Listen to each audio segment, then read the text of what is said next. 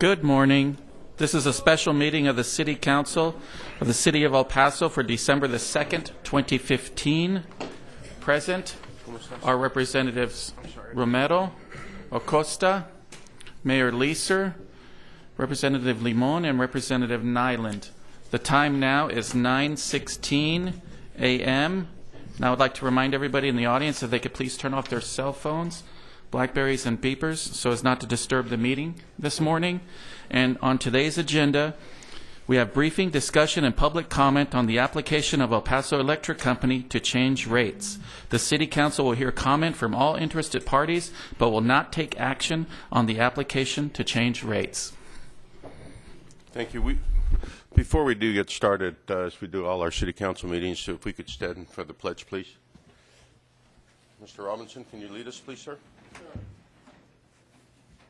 I pledge allegiance to the flag of the United States of America and to the republic for which it stands, one nation, under God, indivisible, with liberty and justice for all. May God bless America.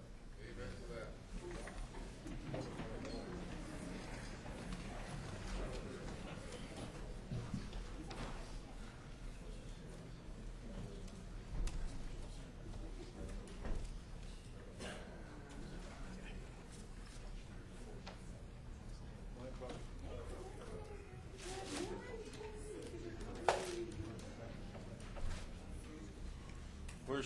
Where's Norman? Norman? Will you, if you don't mind, coming up and kind of give us the order and the timeline which we're going to proceed with the meeting? And introduce yourself, please, sir.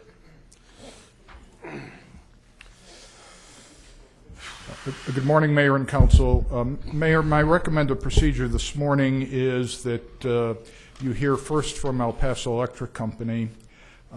They have three representatives who want to address you briefly. Tom Shockley, the CEO,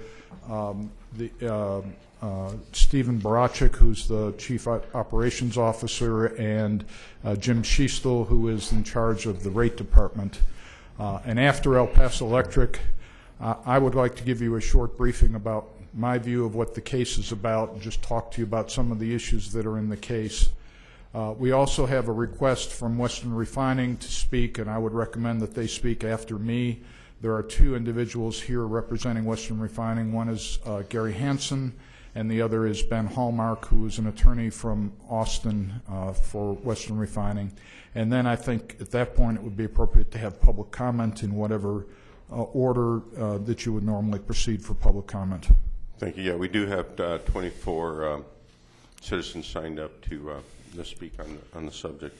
And you do have El Paso Electric, and I know that you've got an estimated time, and I do want them to keep it to about a 15-minute presentation, and I know yours is about 10 minutes, and Western Refinery, I'd like to see them keep it to that time limit also. And I apologize. You asked me to introduce myself, and I didn't do it. I'm Norman Gordon, outside counsel on this matter. Thank you, sir. And with that, we'll start with the El Paso Electric. And again, I want to thank everybody for coming here, and this matter is very important to the City Council and the City of El Paso, and I want to thank y'all for taking your time out of your day to be here. And Mayor and Council, just for your information, Representative Noah has asked to be excused from this meeting. Mr. Shockley, introduce yourself, sir. I am Tom Shockley, CEO of El Paso Electric. Mayor and City Council, we appreciate this time and opportunity to give you a very brief, high-level overview of the rate case that we have filed. And in addition to that, as Norman mentioned, we will have two additional speakers that will give you some information, additional information about our operations and about specific rates. The electric company has an obligation to serve every customer in our service area, and in turn is required to go through the rigorous regulatory process that we are involved in now. We are regulated locally by this City Council, at the state level by the PUCT, and by the Federal Energy Regulatory Commission, or FERC. We cannot charge any customer for any service that is not approved by one or more of these regulatory agencies. It is vital that this oversight be done carefully and fairly for all stakeholders. Too little revenue, and the utility does not have the money to operate and build the necessary facilities. Too much revenue is clearly unfair to our customers and could negatively affect economic development. This is a lengthy process, but is absolutely necessary and must be done very thoughtfully. We started this process over 8 months ago after closing our books at the end of the first quarter of this year.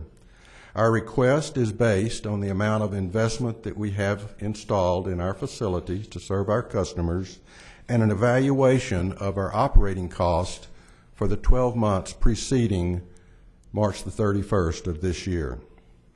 It required us 4 months to compile all the information necessary for this rate case. So nearly 4 months ago, on August the 10th, we filed our request with the City of El Paso, other municipalities that we serve, and the PUCT. The filing has 5,000 pages, and since discovery has started, we have responded to almost 2,000 questions from the interveners. The interveners are rightfully leaving no stone unturned to justify and test every aspect of this case. Every case is divided into 2 parts. The first part is to determine how much additional revenue the company has proved that it needs. We have requested $71.4 million, or about 11% more than we currently collect. The second part of the process addresses how much of the increase will be allotted to each customer class. Once the revenue requirement is set, the company is financially indifferent to this allocation, but we are not fairness indifferent. Some customer groups cost us more to serve than other customers. And any customer group that is not paying its fair share is being subsidized by other customers. The PUCT has a strong penchant that no customer class should be subsidized. In trying to address this issue, we have proposed several rate design changes. We have recommended several commercial customer classes with similar characteristics be combined because they would have the same cost impact on our company. We have also recommended that the residential customers with rooftop solar be moved to a new partial requirements class since their load profile is dramatically different than those without rooftop solar. We have been successful in the past in reaching settlement with the parties, including staff of the commission, and will keep that possibility open through this process. Our attorneys will continue to keep the dialogue going with the city attorneys. Due to the fact that we provide service to customers out of your jurisdiction, the same process is running in parallel in Austin at the PUCT. And the final step for consistency across all of our customers will be made when the PUCT issues its order. Regardless of your choice, the next steps will be the same. The case will be appealed to the PUCT, and the process affecting all parties will be finally adjudicated in Austin. The city will remain the key intervener representing over 82% of the revenue collected in Texas.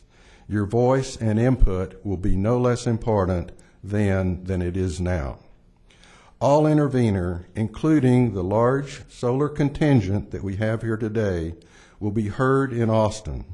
And if it is the decision of the PUCT that our partial requirements customers should continue to be subsidized by other residential customers, that is what the commission will rule. Thank you, and let me turn the program now over to Steve Barachik, our Chief Operations Officer. Thank you.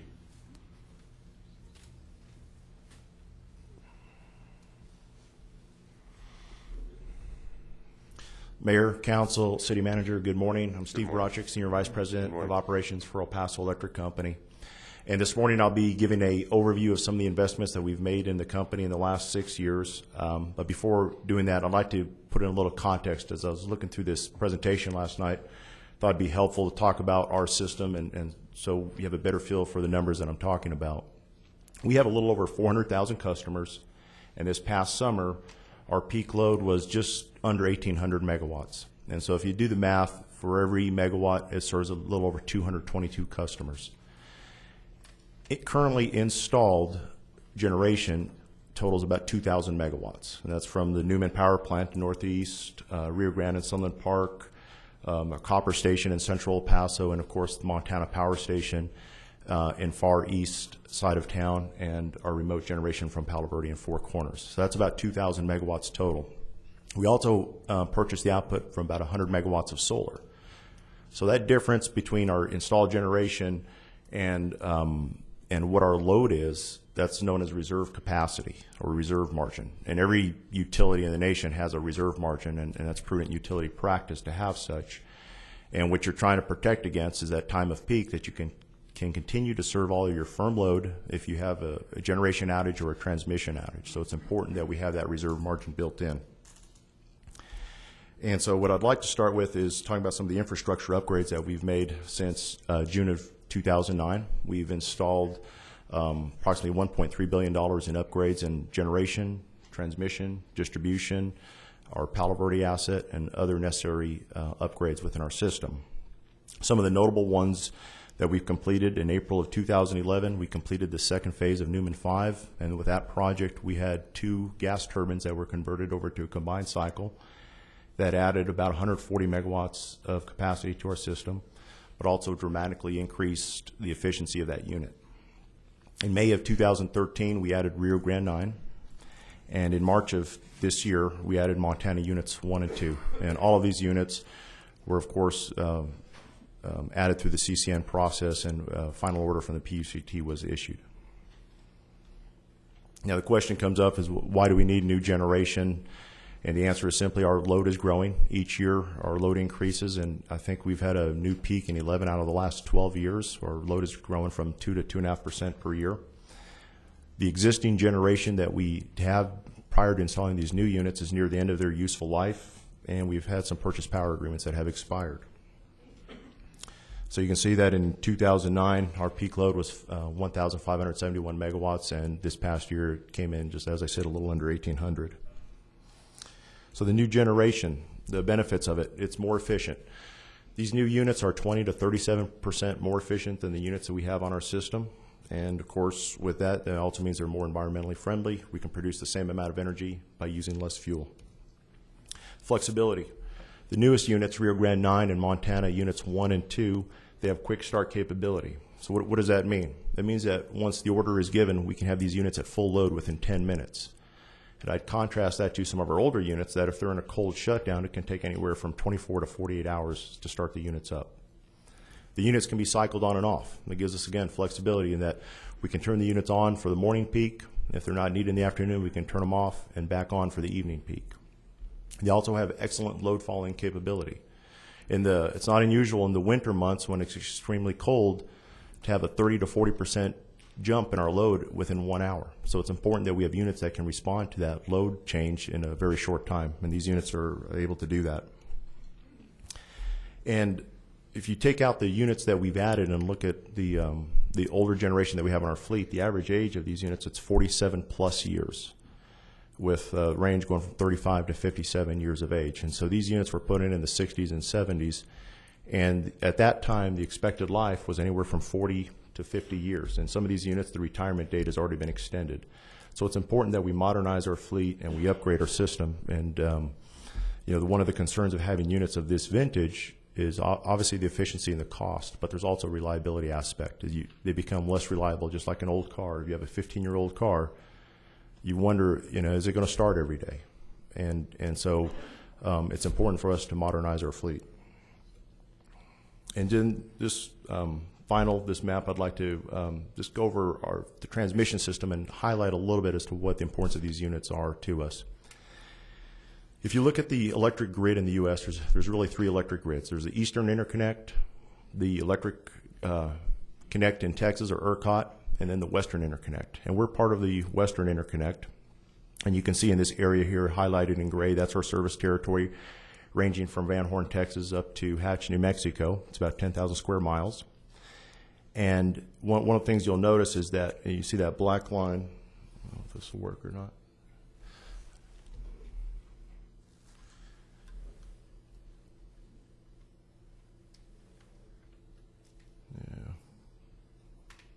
Okay, I was hoping I'd be able to get the graphics on here, but the black line here defines our southern New Mexico boundary, and there's three transmission lines that come into our service territory from the Western Interconnect, and that's how we bring our power from Four Corners in, as well as Palo Verde. Those lines are fully subscribed, so there's not an option for us to buy more power. And not only that, if these lines, one of these lines goes out for any reason, we're losing about 300 to 350 megawatts of import capability. So that reserve margin that I was talking about earlier, that reserve margin is gone. And so it really makes sense for us to build locally and have that generation available to serve our load in case of a transmission outage. And so just in summary, we've made the necessary investments to continue to serve our customers in a reliable and efficient manner. And given our location in the Western grid, it's important that the local generation that's added, it's really the best option for efficiency, for grid security, and reliability. And with that, I'll answer any questions you have. And if there's no questions, I'll turn it over to Mr. Schiestel to talk about the rates. Yes, ma'am. Good to see you, Courtney. What is the current reserve margin? We have a reserve target of 15%. And so that's about 15% of our firm load 1,800? demand. Of our firm load, yes, ma'am. Okay. And so it works out to about 260 to 270 megawatts. And so as our peak demand grows, that reserve margin would also grow. Okay. And then currently, I know you mentioned that you purchased about 100 megawatts of solar. What else? How much are you purchasing of that total 1,800 megawatts? That 1,800 megawatts, that's generation that we own. It's all local generation. Well, let me back up. We Okay. own 2,000 megawatts of generation. Okay. That's between the local plants as well as our remote generation. And then we purchase the output of about 100 megawatts of solar. So Okay. we've got several contracts in place. And during peak times, I know you do have to purchase megawatts. And so on average, on an annual basis, how many megawatts would you say that you purchase from other? And I say it depends. There's a lot of factors. Now, we've planned our system so that we can serve all of our firm load without having to purchase. We will enter into purchases if it makes sense, if it's economical to do such, or if we're in the summer peak season and, for instance, let's say that we have a unit that's derated or a transmission line that's out. Right. So then we'll purchase it to make sure that we have adequate reserves in case we lose our next contingency. Right. And the prudent utility practice is you plan your system so that you can lose your largest single hazard or your largest single element and continue to serve all of your firm load. And so for us, that could be a Palo Verde unit, it could be one of our local units, Okay. it could be a transmission line. Now, we're not set up to where we could lose more than one of those at one time and still serve our firm load, just because that would be No. cost prohibitive to do such. Right. Ms. Nyland, what was your question again? Oh, I asked, my first question was, what was his reserve margin? And he said his reserve margin's about 15%. No, I'm talking about the last question, because I don't think we got an answer, and I just wanted to make sure. What I was asking Mr. Brasicek was, during the course of a year, on average, how much megawatts does he find that he ends up having to purchase on the open market that's not locally generated? Right, and that's, I don't think we got an answer. That's why I wanted to make sure we restated the question. And so over the course of the year, it varies again, because a lot of our purchases are based on economics, and it can Right. be 20 to maybe 30% of the total megawatt hours of the total megawatt hours delivered are purchased. And again, those are That's because what I was Is it about 30%? 20 to it 30. varies. Okay. But it's based on really the economics. And so if we can buy in the open market Cheaper for than you cheaper can than what we produce. can generate, we do such. Vice versa when you're in need. if one fails. Yes, absolutely. Okay, but go back, because there's a little bit of math that I'm not understanding. 1,800 megawatts is what you say you can currently generate under the new investments. But then you said a second ago you own 2,000 megawatts, but you're only purchasing 100 of the solar. So where are you picking up the extra 100? I probably said it wrong. Okay. That's okay. So we have 2,000 megawatts of generation that we own, Okay. and our peak was 1,800 megawatts. Oh, peak was 1,800. Yes. That's where. And So, so that's our 2,000 native- is that you own. 100 of that you purchase of solar. Yes. So you and- generate 1,900 with the new investments. Well, we have generation that's essentially it's on standby if we lose something else, and so our peak is And by 1,800. standby, you mean that you can purchase or have access to. We can start up a unit. So or what that can you there's- actually generate from the equipment that you have? I'm sorry, what was the What, question? what can you actually hard number generate from the it's- investments that you've made and the new equipment that you have? Just here locally, what can you actually of that 1,800? Our total system here locally, I think it's 1,270 megawatts in that range. Our total system, when you include the local, Palo Verde, which is 633 megawatts, and Four Corners, which is 108, it's a little over 2,000. I think it's like 2,010 megawatts. Okay, so because I just like to keep all this. So Sure. Four Corners generates how much? 108 megawatts 108. And then Palo Verde, is 633. 633. So locally, you can pick up 1,270. So that's Yes. how you're getting that. Okay. Yes, ma'am. Thank you for being here today. Thank you. Appreciate it. Good to see you. Good to see you too. Robinson? Mayor, I just have a simple request that I thought the format was this is supposed to be a listening session. You know, that I would like to hear from the industry and hear from the people that come, the constituents, and then that we ask questions later. If we can follow that format, it would be better for me, and I think it would be better for everybody else. Thank you. Thank you again. Thank you. Thank you, Steve.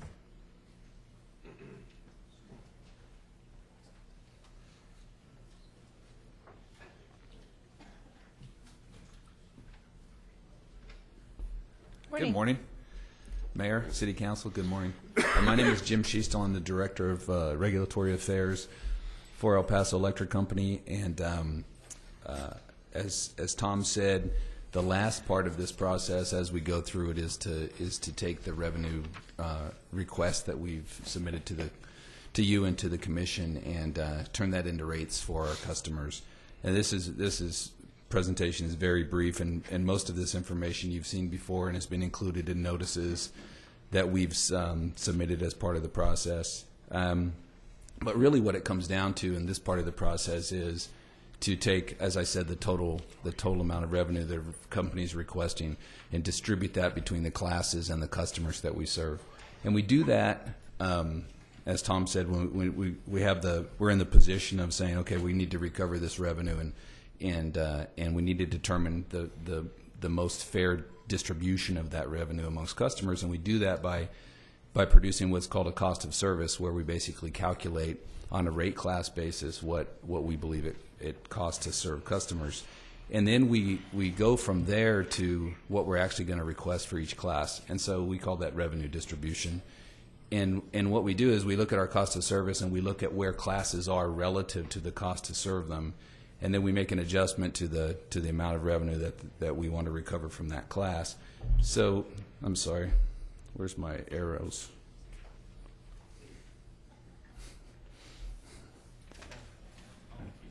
Oh, on the keyboard, I'm sorry.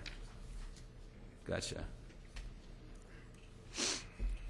Okay, so this is actually a table we included in our filed notice, and it's been in the newspaper.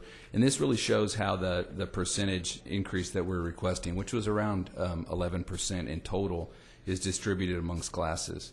And so we have the residential service class, the commercial classes, and lighting and irrigation, and some of the larger petroleum refinery and electric service rates, our military rate for Fort Bliss. And so we distribute revenues across, or percentage increases across the classes to get to that total amount of revenue that we need to recover. we cap many of the classes in terms of increases to limit the effect of increases to that class. So, for example, although our cost of service indicated that the residential class, which really is driving a majority of the need for an increase by usage in summer and air conditioning load, the cost of service indicated that you could justify on a cost basis on the order of a 30% increase for residential customers. We limited that to under 12. And when you cap the classes, you see residential and our small commercial customers capped at under 12%, and some of the other customers and classes I'll get to that are actually higher than that. And then we redistribute that revenue amongst other classes, primarily the commercial and industrial classes, and to get to our total. So for example, this capping process has the effect of moving revenues around between classes, and this will really is one of the major issues that we resolve in a case. Is just this distribution of revenue, and as you can see, the majority of these classes have representation at the commission and in the process to argue for the distribution of revenue. I mentioned the other classes are a little higher. So Tom mentioned our new class for residential customers with rooftop solar that we call partial requirements. You see that larger percentage increases for partial requirements and recreational lighting and street lighting. Those have to do with, again, that relationship between the class and our cost to serve them.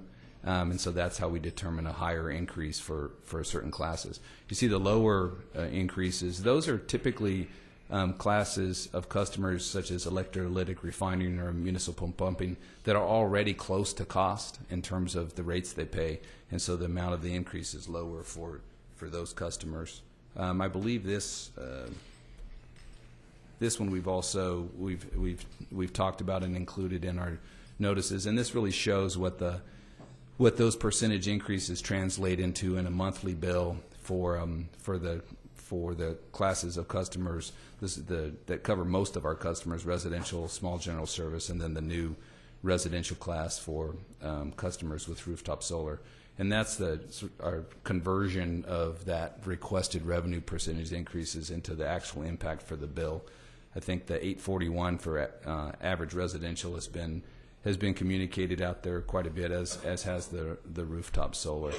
I have a third slide that gets into the rationale of the amount of the increases. I wanted to talk real briefly about, because as I mentioned, a lot of what Steve talked about in terms of the amount of load we have to serve and the need for new generation has to do with growth in the summer peak.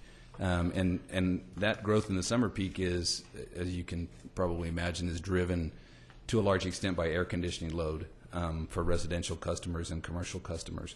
And so what we're doing in this case with respect to that is to try to the extent possible, reduce the rate of growth of our load in the summer, because that drives a lot of this needs for additional investment.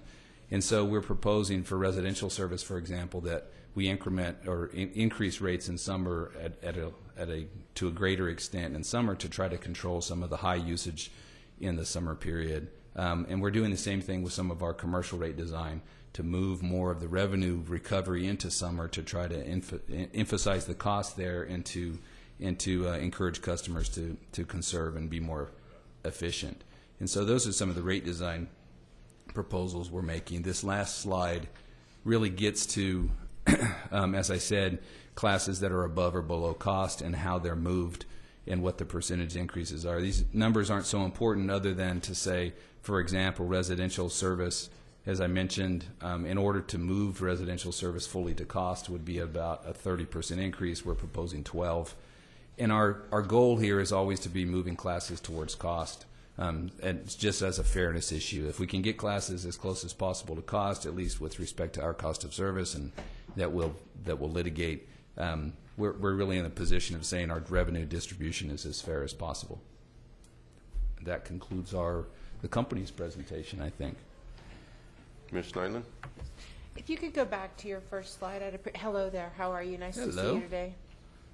So And I think that this slide is really important for the general public to understand, for all of us to understand. So this is your proposed rate allocation amongst classes.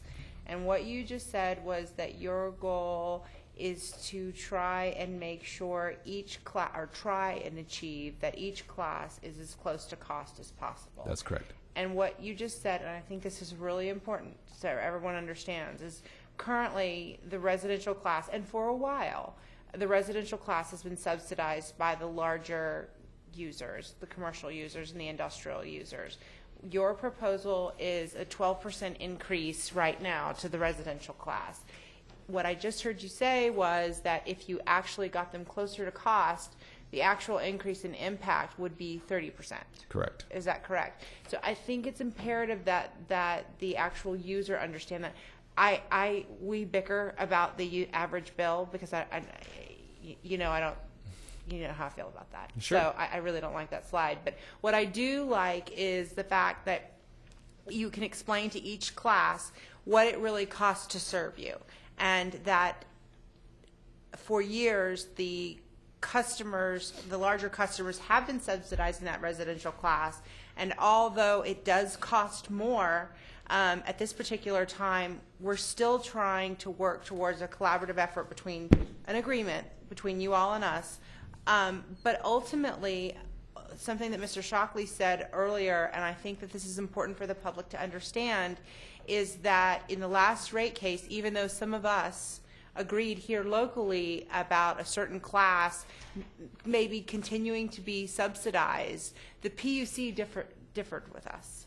And they had a different opinion. And Mr. Shockley eloquently said in his opening statements that ultimately they will have one of the final decisions. And so that's one of the things that concern us a little bit, is the fact that the residential class could be really affected if they would try to shift the burden of the real cost to not only the solar customers but also the residential customers, because the increase could not just be 11%, it could be closer to 30%, which is scary.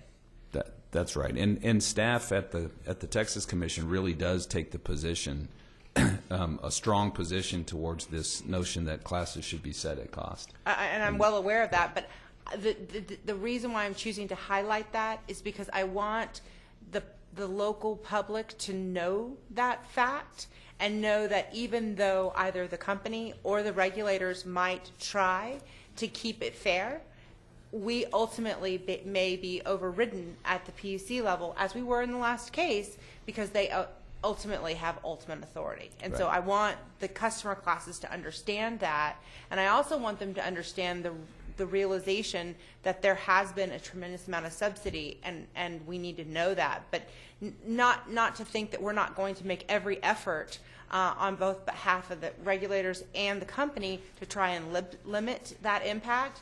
But I want them to understand, at the end of the day, if the PUC decides to differ with us, which they did in the last case, it's sometimes out of our control. Correct. Thank you. I got one question, and maybe I'm a little naive, so I'll go ahead and ask it based on that. If you're providing all this service and everything for cost, how do you make a lot of money? How do you make so much money?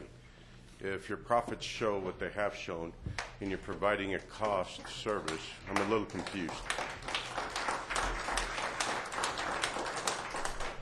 Right. So the recovery of our return on the investment that the company makes, that Tom and Steve talked about, is in the cost of service considered as a cost of service. So we do a calculation, and when we make our presentation and our proposal at the commission for not only all of the facilities that we want to include in rates, we also make a proposal for the return that we believe we need to recover in rates on those investments. And so you can think of that from the perspective of cost of service. You can think of that as one of the costs of providing service. It's the return on the invested capital that the company has put into rate base, so the facilities themselves. All right, so let's not do percentages, because that didn't mean anything to me. What was your profit last year in dollars and cents? I think if you want to ask a lot about those issues, Tom would probably be the better the better person to You respond. can be on that. within a couple million, I'm okay. I apologize. I'm not prepared for that one, Mayor. But I know Tom can do it off the top of his head if he wishes to rescue me. But as I said, I can tell you from my perspective, how that profit and earnings are reflected in rates. But he can tell you the money. Mayor, we have 40 million shares outstanding, and we earned a little over $2 a share, so it was between $80 and $90 million as For a the year return or- for the For investment. the year, no, but with the For the whole company- year. For the year, the company made how much? Between $80 and $90 million. Okay. All right, thanks. But, Mayor, I do think it's imperative that we understand as we go through the rate process, that's one of, I mean, obviously you're a company, the reason why you're a company is you're allowed to make a return on your investment. A part of the rate case is determining what's fair. Is it fair for you to get a 50% return on your investment? No, it's absolutely not. What's fair is for you to stay somewhere in between the 9 and the 11% return on your investment, which is part of the negotiations that we do when we have a rate case. No, I just wanted to know where we start. No, I know, but I Right. think it's important No, to understand and- because I don't want to crucify you. Right. I'm not on your. I understand. We're not. To put it in perspective, and let me try to clear it up, our shareholders that bought the $40 million worth of 40 million shares of stock invested $1 billion for that investment. Their return on that $1 billion is between 8 and 9% for what they had invested. Which is one of the That's pretty factors good. of Right. our Yeah. our regulation process is to try and determine what's fair. In the last case, we figured out that maybe you were over earning. In this case, you've made a significant amount of investment that we ask you to make, and so we're going to determine what's fair, and that's a part of this entire process. Absolutely. Thank you. Mr. Schwartzbein? Thank you, sir. Go ahead, Mr. Schwartzbein. Where'd Jim go? You're on. Thanks. I think it might make sense to let the public. Go ahead. people are coming out. Okay, Norman? You're up.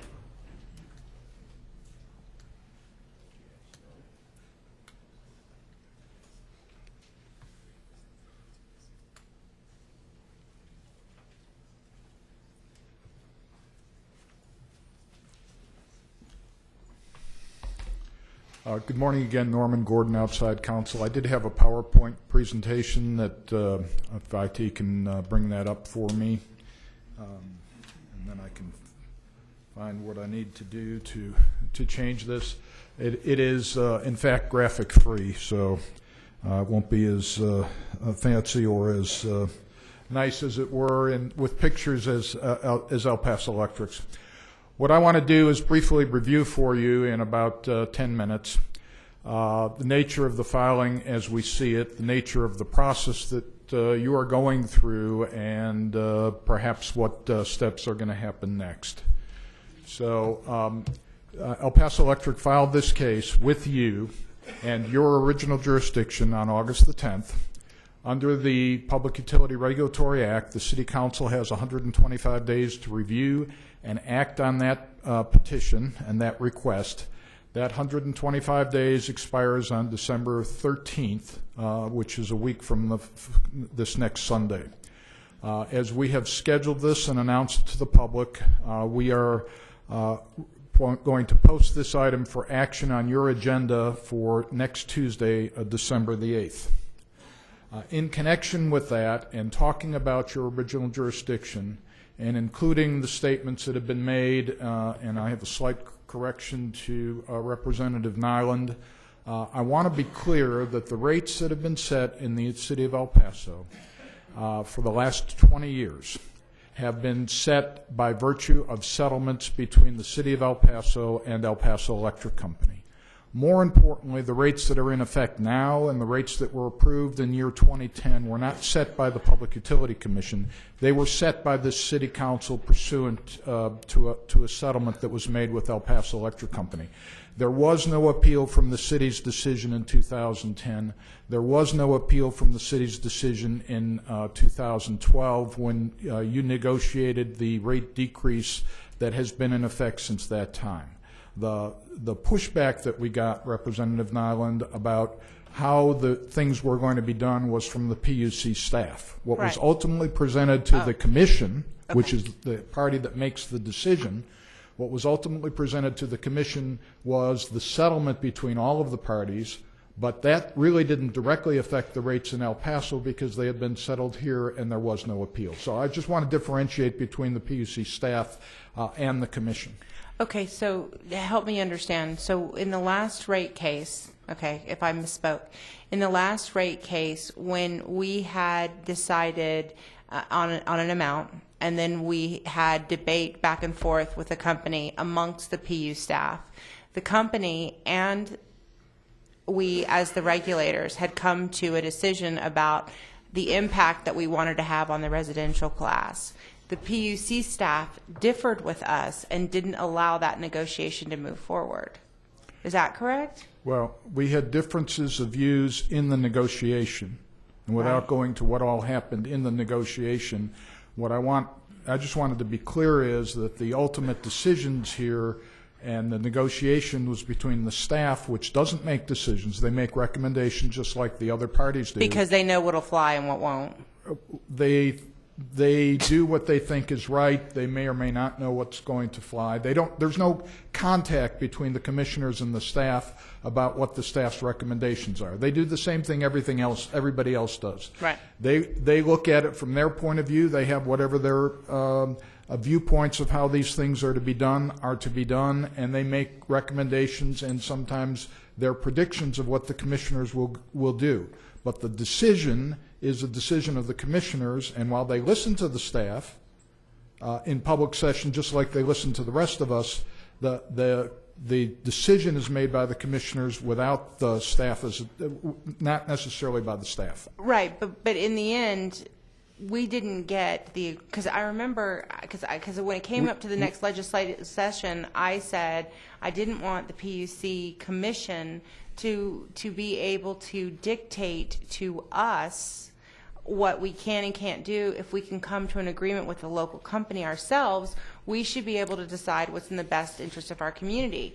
The PUC staff at times, not staff, commission, both, whatever, has sometimes their policy is influenced by the rest of the state, of which is completely different than we are because they're on the eastern grid, they're in ERCOT, they have a completely different relationship than what we do, and it was very frustrating to me when we were able to come to an agreement with a company in the last case and could have less. And the reason why I'm choosing to highlight this, Mr. Gordon, is because I'm extremely nervous that the tone at the PUC right now is exactly what Mr. Shockley said, and that is that they believe each class should be paying close to cost.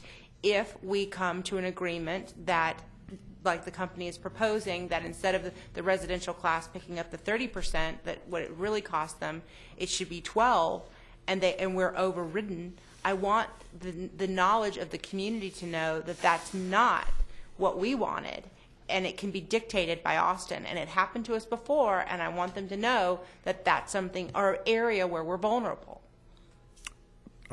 Is that fair? There's certainly an issue there, and without going into all of the details, it's very clear that we haven't always seen eye to eye with the commission staff about how these things ought to be done. That is to say, this council and the commission staff haven't seen eye to eye. But I just wanted to be clear that what we've had for the last 20 years have been negotiated, settled rates between El Paso Electric Company and the city. And I certainly hope that that will happen this time as well. Okay. And that there has not been an appeal in the last two cases. So well, I'm going to go over my time, Mayor, but I agree. I'll try to move forward. The second process is a parallel process going on at the Public Utility Commission. The case was filed there on the same date. The intervener, which is us at the Public Utility Commission, testimony is due a week from Friday, December the 11th. We will hear from the PUC staff on December the 18th. The hearing is scheduled to begin in Austin on January the 26th, and while the hearing will only take a week or two, the case will not conclude until May of 2016. The effective date of new rates there will be January 12th, 2016. So this is under new legislation, relation back. The overall increase that the company is requesting is $71.5 million. On the non-fuel portion, the base rate portion, that's 15.5% across the board. It has different effects on different customer classes, some of which are very drastic. The company has requested a return on common equity, which I know you discussed, of 10.1%. The large increase drivers in this case are in fact investments the company is claiming for the Montana units 1 and 2 in the common facilities, the Rio Grande unit number 9, the East Side Service Center, and distribution and transportation, distribution and transmission investments. And as has not really been discussed yet so far this morning, some major changes in the way rates are designed and that rate classes and parties are affected. This is the chart that Mr. Schiestel had portions of, and I have printed copies of this presentation for anyone that wants it, that is actually in the notice that they provided, which provides the increase in base rates in both dollars and the increase in base revenue by percentage and the increase in base revenue in total revenues by percentage.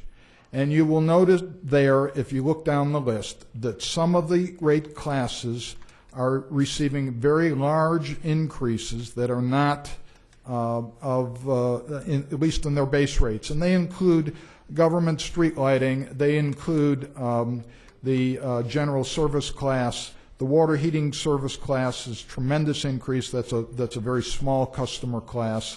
And of course for the residential class, and you can talk, I'm sure you'll hear later about the partial requirements class. This is what they actually published. This is the information that's in their request as filed. What have you done over the last several months?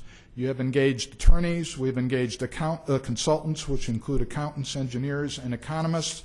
We have sent a considerable amount of written discovery to El Paso Electric Company and have reviewed and studied the responses, and our consultants, the accountants, engineers, and economists are looking at and working on their testimony and their recommendations on this case.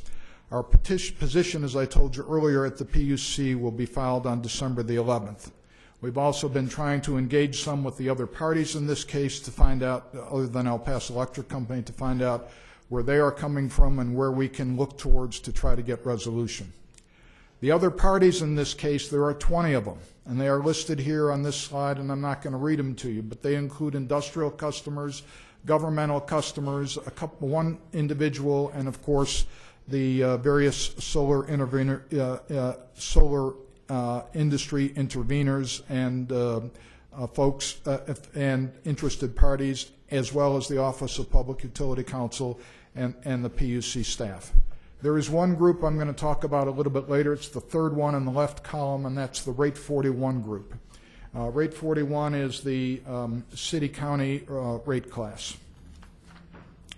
What is El Paso Electric Company proposing as part of this request? They are proposing elimination, and this affects some customers, of the church rider, which has provided some benefit to churches from demand ratchets over time that was negotiated with them back in 2011, if I recall correctly. They are proposing the elimination of the city-county rate, which impacts all of the local units of government here. The impact on the city of El Paso for those customers that are on that rate is an increase of $750,000.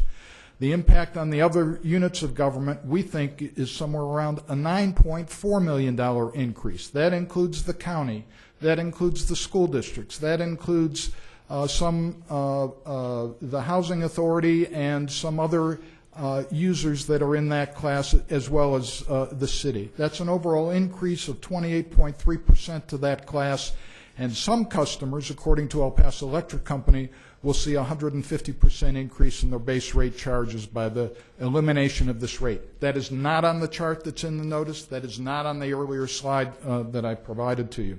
So Norman, I'm sorry, Mayor. So Norman, let me ask you a question.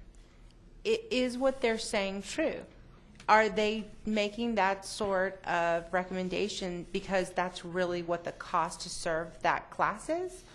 Are we able to determine that through discovery, or is this just a gouge? That's what our consultants are working on and looking at. And I don't have that answer for you this morning. Okay. They're also proposing an increase in the street lighting class of 30%, which is $707,000 increase to the city, and the imposition of something called the highly variable demand charge for virtually all of the commercial classes, which would include the city-county customers that are moved to these other classes, and we don't know what the dollar impact of that charge is likely to be. The areas that our consultants are looking at are the requested rate of return, the amount of their investment, and the appropriateness of the investment, their operating expenses, including depreciation, their calculation of the revenues, and their rate design proposals, including the class increase proposals that you talked about with Mr. Schiestel, the elimination of and merging of certain rate classes, and of course the new rate class, the partial requirements class for these customers. We expect to be able to discuss with you next Tuesday or by next Tuesday what some of these impacts may be and what these recommendations on this may be. We hope to be able to get still to a resolution. I am hopeful that we are not in what Mr. Shockley described as the inevitable appeal to the PUC. Thank you. Now our next speaker will be Western Refinery. Mr. Hanson would go up first. How are you, sir? Good morning, Mayor, City Council. My name's Gary Hanson. I'm Vice President of Corporate Communications for Western Refining. And on August 26th of 2015, we sent a letter to the city requesting to intervene in this proceeding, and we appreciate the opportunity to participate today. Western employs approximately 800 people in El Paso, and with an annual payroll of over $55 million a year. And in 2014, we paid over $14.6 million in property taxes. Electricity is a major cost for us. Other than staffing and maintenance, electricity is our single biggest expense in operating the refinery. So there's two key points I want to cover today. The first is the cost. Increases in electricity rates impact our ability to compete with other refineries. And we already pay the highest rates for any refineries in Texas. For example, our monthly demand charges are 165% higher than Houston-based refineries. And our base rate energy charges are also roughly double that of refineries that are served by utilities outside of ERCOT. And our total electric costs, including fuel, are more than 50% higher than those refineries' costs. Meanwhile, refineries that are located in ERCOT in Texas have the freedom to choose their power provider in a competitive market and are able to obtain electricity at even lower prices. And many refineries have chosen to generate their own power at even lower costs.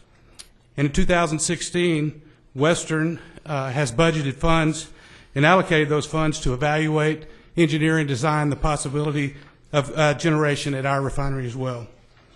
This disparity between what Western pays for electricity and what our competitors pay is already substantial, even before any rate increase is ordered in this case. The second point addresses the paying our fair share, another issue that our rates are above cost. That means that we're paying more than our fair share of El Paso Electric's cost of serving its customers. In other words, we're providing a subsidy to other classes of customers. For example, according to El Paso Electric's filing, it is already earning more than twice the return on equity on our rate as on residential rates. El Paso Electric's application proposes to make this problem even worse by increasing the subsidy we pay to other classes by over $1.5 million every year. We're concerned with this, the total rate increase, and we feel like it's much larger than necessary. And finally, we ask that you, Mayor, and the City Council, that you not require us to pay more than the cost to serve us. Again, thank you for our time today. Thank you. Good morning, Mr. Mayor, City Council. My name is Ben Hallmark, and I represent Western Refining. We appreciate the opportunity to participate as a party in this proceeding. As Gary just laid out, one of our central concerns is that Western is already being charged much higher rates than the refineries it competes with. We've passed around a bill comparison from the Texas PUC website that shows that problem. It should look like this. Now, if you go to the top right page of that first handout, or the first page of the handout, you can see that we have highlighted there that industrial customers are paying much higher in EPE's area than they are in Entergy Texas's area, Southwestern Public Services area, or Southwestern Electric Power. Those are the other three integrated utilities in Texas that are listed right below EPE. And on the far right column, you can see that a customer of that listed size is being charged 50% more than a customer that is located in Entergy Texas or SPS's service territory. Now, if you turn to the next page, you can see the residential rates. EPE's rates are somewhat on the high side there, but some of that is due to the fact that there's less usage. But the residential rates are more in line with what utilities are charging in other areas. Now, because of the disparity in industrial rates, a 50 megawatt refinery, which is roughly what Western is, that is located here in El Paso, pays approximately $6 million more per year than if that same refinery was located in Entergy Texas's area. I'm sorry, about $6 million more per year if it was located in SPS's service territory, and approximately $4 million more per year than if it was located in ETI's service territory. So that's the disparity that we're dealing with even before any increase is ordered in this case. In this case, EPE is seeking to raise Western's rates by base rates by about 20%. So if that's granted, you could add another $2 to $2.5 million on top of that existing disparity. Now, turning to EPE's application, we have two primary problems. First, EPE is requesting more revenue than it needs. There's been some talk about the return on equity. Their request is 10.1%. That's a post-tax number. We feel that's much higher than is necessary to attract investment in the market today. The second principal problem with EPE's application is that it would unfairly require certain customers to pay for costs caused by other customers. As a general matter, and as EPE has laid out themselves, the goal is for each customer class to pay for the cost it imposes on EPE's system. When a class is at its fair share, that's referred to as being at cost. Now, as EPE's own application shows, Western is paying more than its fair share under current rates, and we're subsidizing other classes, including the residential class. Despite this fact, EPE is actually seeking to increase Western's base rates by a higher percent than it is the residential class, seeking about a 20.7% increase for Western and about a 16.5% increase for the residential class. And I did want to note that some of the numbers laid out earlier, for example, the 11% increase roughly for residential, that includes both base rates and the fuel component of the bill. And this is a base rate case only. Fuel is handled through a fuel factor, and we don't know what the fuel costs are going to be next year. So the actual increase that is being sought for the residential class by EPE is 16.5% for base rates. Now, we recognize that under certain circumstances, moving a class all the way to cost in a case can cause rate shock, and there may be a need to moderate the impact. But what EPE proposes goes far beyond moderating impacts. It actually takes the existing subsidies and increases them. So from our perspective, it's making an unfair situation even less fair. So we would ask that the council carefully scrutinize EPE's proposed requested revenues and only allow that what EPE truly needs. And we'd ask that Western not be required to pay the cost caused by other customers in an unfair manner. And I'd be happy to take any questions. I have several. Go ahead, Ms. Nyland. Thank you for being here. Yes, thank we you. appreciate it. And first, let me first state that Western is a great community partner. Great community partner, one in which we value very much. We appreciate that. Let me tell you this: it's hard to make the argument that you're paying less than you would in Houston? We all are. We're all, of course, they're in ERCOT, we're not. We're stuck by a geographical problem. I mean, that's just something we can't do. We've been around the block 1,000 times and tried to decide if there was a way that we could figure out a way to be in the same brush with the rest of the state of Texas, but because we have fallen the Western grid and because of the hand that we've been dealt, we're just dealt with that hand. So I understand your argument, but it's one in which every class is stuck with. Is it unfair? Probably, but we're stuck with it. But let's get down to real things that maybe we can do something about. You say more revenue than it needs. The post-tax number is 10.1% that they're asking on ROI. What is, in your opinion, fair? Well, we have consultants like Mr. Gordon does, and they're still working on that, and our testimony will be filed on December 11th, but I can tell you that I think that's going to come out is that somewhere in the low 9% is a more reasonable number under current market conditions. Okay, that's what I wanted to hear. The second thing I wanted to hear was you said that you feel at this particular time that the requirement is that the current proposal is an unfair cost distribution, and that Western is subsidizing other classes and the proposal right now is a 20% increase to your class. Is that correct? Base rate increase. You yes. said it's a $2.5 million increase based upon what you would be paying if you're in Houston, but you and I both know that permits to get new refineries don't come up, and we can't move to Houston, and that's not going to happen. So, I mean, at the end of the day, we're here, but tell me what you think is appropriate given your costs for your class. Do you have that discovery? Well, I don't have an exact number, and it would depend largely on what the total amount of the increase the company is allowed to have. We do think that the goal, once that number is established, is to get classes as close as possible to cost. Yeah. But you don't have any particular, because a minute ago you said you were subsidizing. So I'd like to know, by what percentage do you feel that your class is being overcharged? Well, if we take the hypothetical of the company's case as it's filed, it shows that under a equalized cost basis, Western, I think, would get a base rate increase of about $900,000. But instead they're seeking about $2.4 million. Because that's what I needed to know. So what you're telling me is right now, in your rate class, the proposal is a 20% increase. What you feel is more close to cost, okay, is around $900,000, which I'm assuming is half of the 20%? Well, 9%. it would be less than that, but I think that Half of again, 20% first of all, is that assumes $70 million increase is granted in whole, which, we don't support that.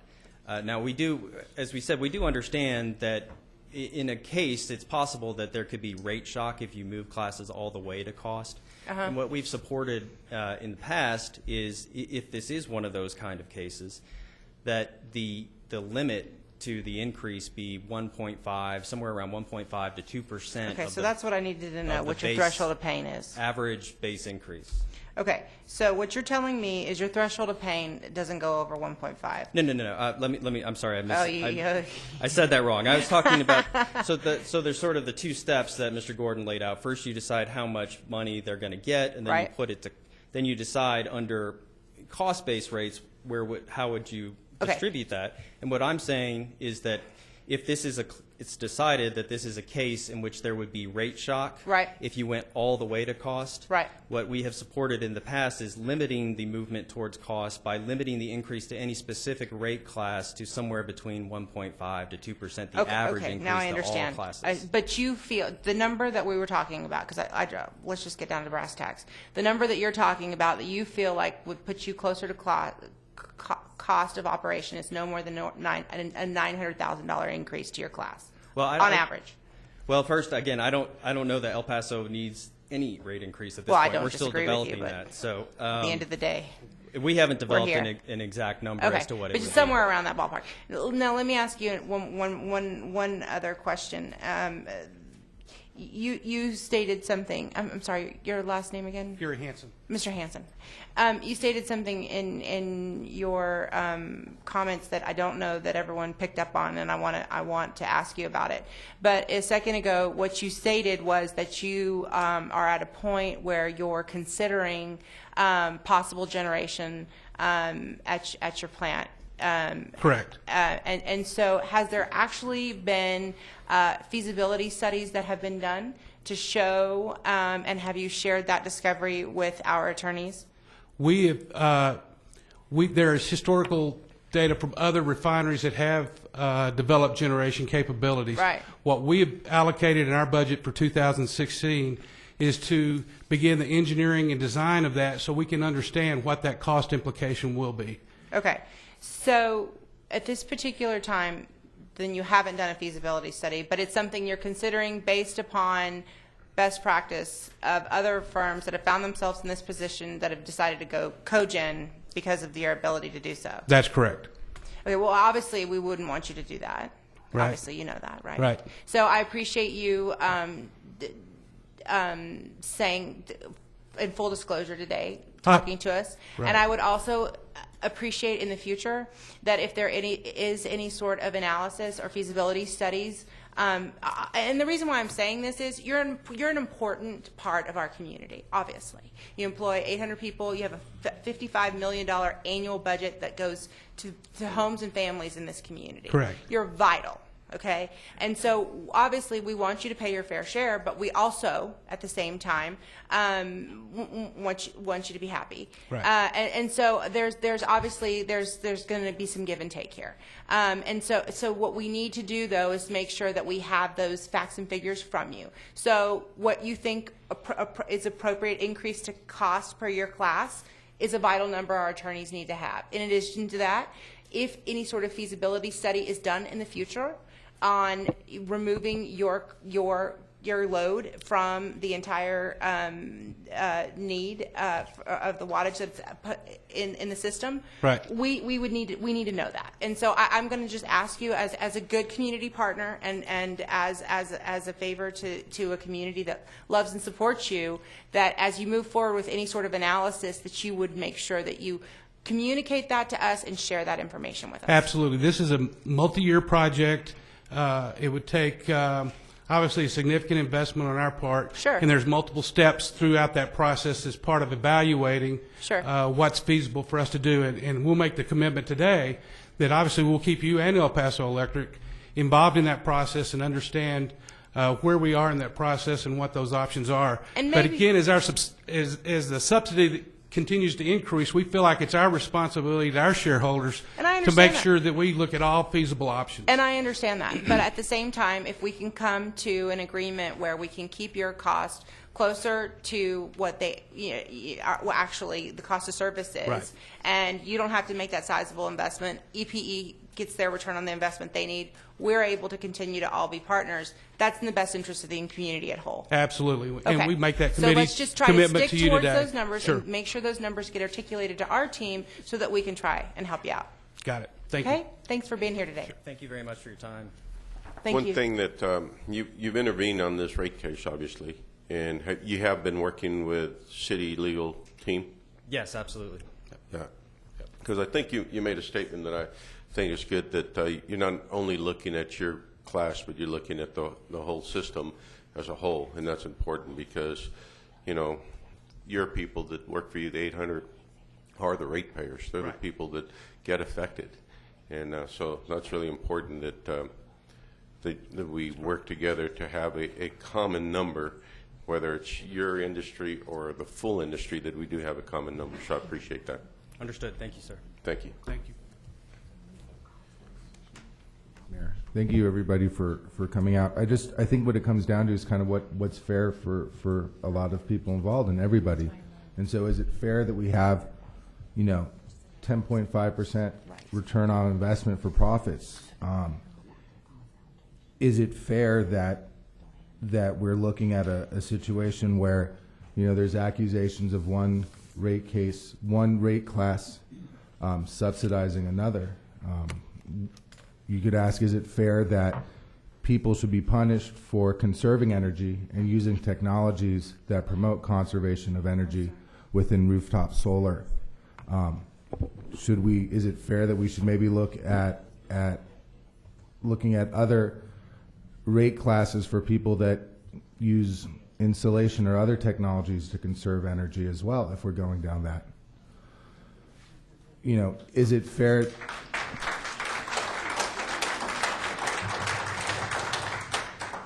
You know, is it fair that in a lot of cases it's been accused that residential ratepayers have been subsidizing solar power users? Is it fair that some of the actions proposed would severely curtail emerging economic industries in this region that has an abundance of solar power possibilities? The fact is that the leasing and licensing of rooftop solar in a lot of ways has revolutionized the very industry itself.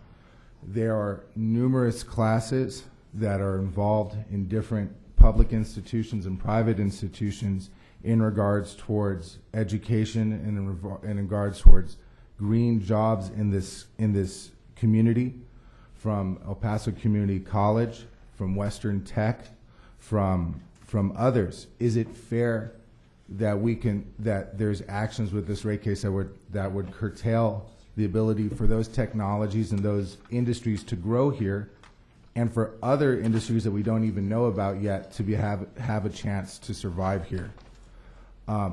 And when we talk about a rate of return and what's fair, is it fair that the pay of the CEO of El Paso Electric has increased 17.5% since 2012? Is that a fair rate of return? I think these are all questions that we need to ask about what is fair for our community, what is fair for our industries here, whether it is Western Refinery or whether it is Western Tech or whether it is Solar City and other folks that want to see a prosperous and sustainable future for every citizen in this community. I think those are the questions we should be asking. Thank you.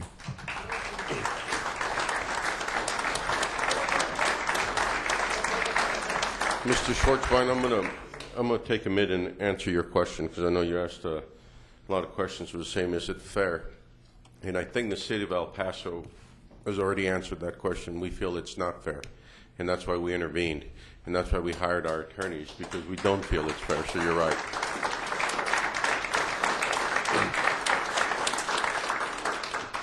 Mr. Costa? Thank you, Mr. Schwartzbein. Thank you, Mayor.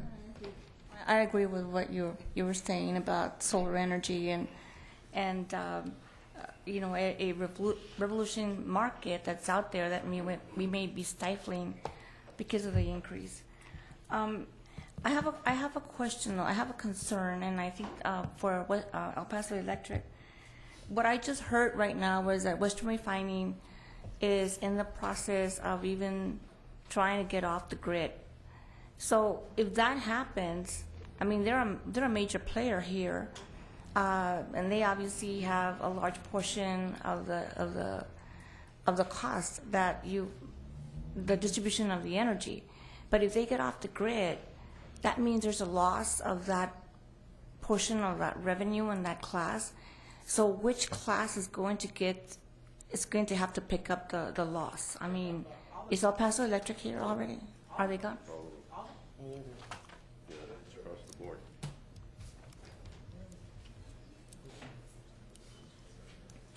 Because that's a big concern. I mean, that would be over $1 million, and then it gets distributed again.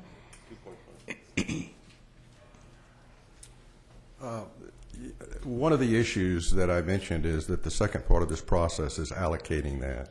And right now we have put forth our recommendations to the commission that include the numbers that you saw from Mr. Gordon as well as from Western. And one of the issues that would have to be worked through is once there is a revenue approved, a revenue requirement approved, on how that gets moved. And you're exactly right. If there's an approval of a certain amount of revenue and someone doesn't pay what we ask for, it would be moved to some other class, and that would have to be determined by this council or ultimately perhaps by the PUC. So it's not a known factor right now. Probably the best indicator would be those that are being the most subsidized would be the ones that would have the risk of being the most impacted. Well, that's a big concern. That's a big concern because then, we're facing additional increases to other classes if you lose that one customer. And it seems to me that from what I've heard that they're already in the process of evaluating that to see if they can generate their own power, which is concerning to me and should be concerning to you. It is, and we have talked with the company. We've looked at different possibilities, and we'll continue to do so. Whether or not it's something that we could do more effectively than they could with regard to installing cogeneration is doubtful. I think that it's something that might make sense for them. With regard to the length of time and the loss of that load, the company would have time to adjust its forecast and adjust how much additional generation it would put in as Western was constructing what they might construct if that were the route they would go. So that could be picked up in other customer growth and our adjustment to not needing as much generation in the future. But they're a wonderful customer. Their load is one of the best loads ever. They have a 95% load factor, which means they're very inexpensive, and they do pay a huge share of the cost of the grid and the generation. Thank you, Mr. Shockley, for being here this morning. Thank you. Thank you, Mayor. Thank you. Hey, Norman. I just want to make sure I got this number right. You said that the government, based on this increase, would have an increase based on the shift they're doing about $9.4 million? That's the proposed increase impact, we believe, on all of the local government units that are currently on rate 41.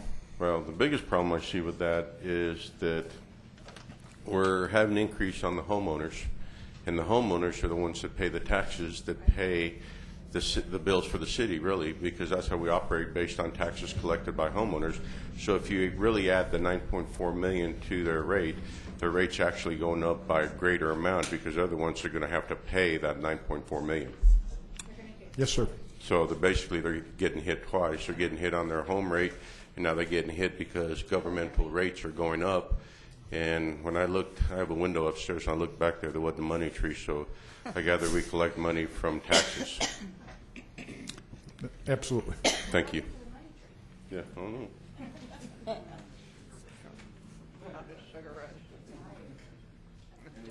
I'd like to start taking public comment, please. Of course, Mayor. We do have 24 individuals signed up to speak. I'd like to remind everyone that you have 3 minutes to speak before council. So we'll go ahead and call them by order. First one up is Mr. Richard Schechter. Mr. Schechter. I don't see Mr. Schechter. There He's he here. is. Haven't seen him in a while. I don't have the power anymore because it costs too much, so I can't see. Can we have the Elmo? Can IT How are you, please sir? bring up the Elmo? Huh?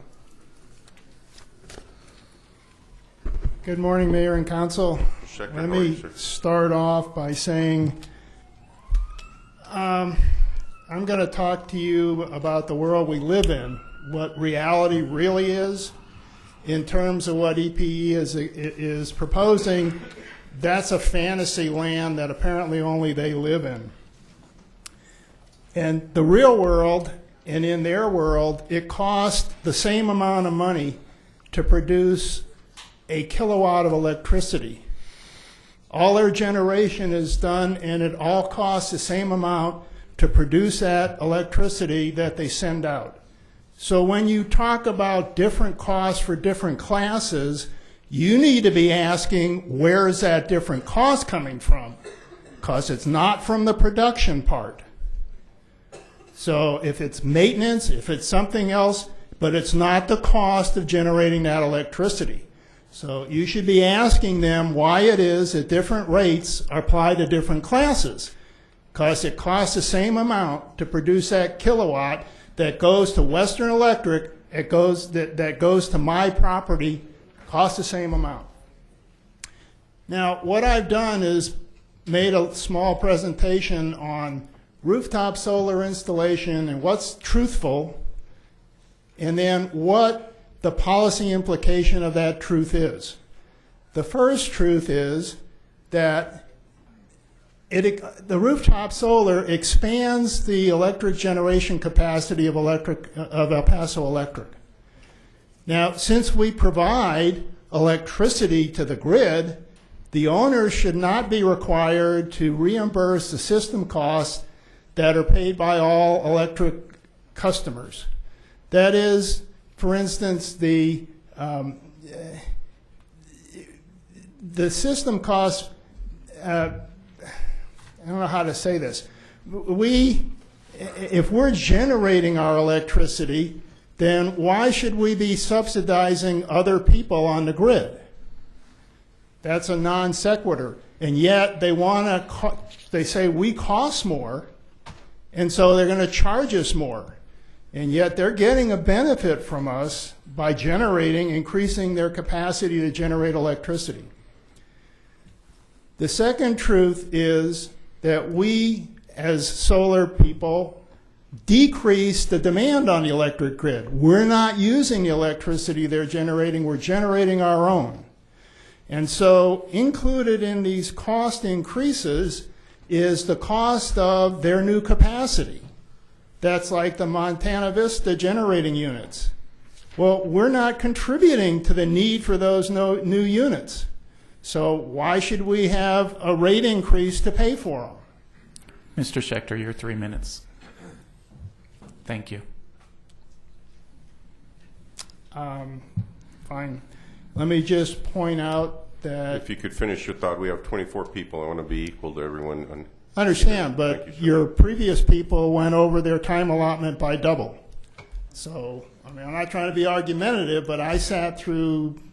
And this was I wanted to make sure you all had all the information, and this was a meeting to give you all the information, and I do want to hear from everybody, and I want to be equal to all That's sides. fine. You have copies of this. Go ahead and finish your thought, though, sir. My last couple of comments, the last comment I want to make, because you have the presentation, is there's a conflict of interest here with El Paso Electric versus the solar people. And the conflict is that El Paso Electric has already indicated publicly that they plan on paying for a solar farm in which they will sell that electricity to people, to customers that sign up specifically for the solar generated electricity. So they, in essence, have committed to being in competition with those of us with rooftop solar. So how can you believe what they tell you when in their company's best interest in profit, they're generating solar electricity for sale?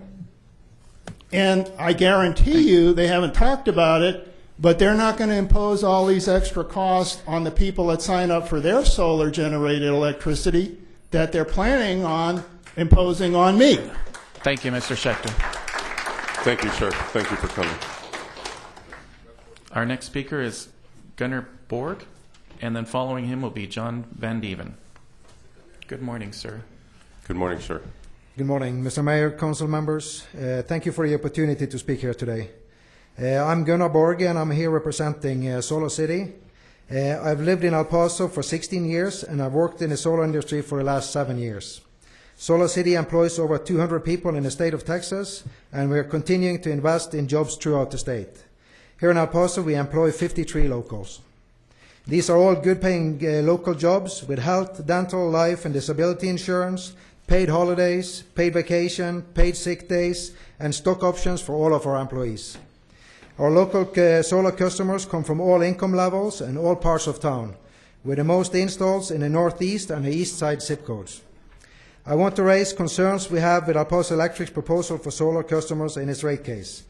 El Paso Electric has alleged that solar customers are being subsidized by non-solar customers.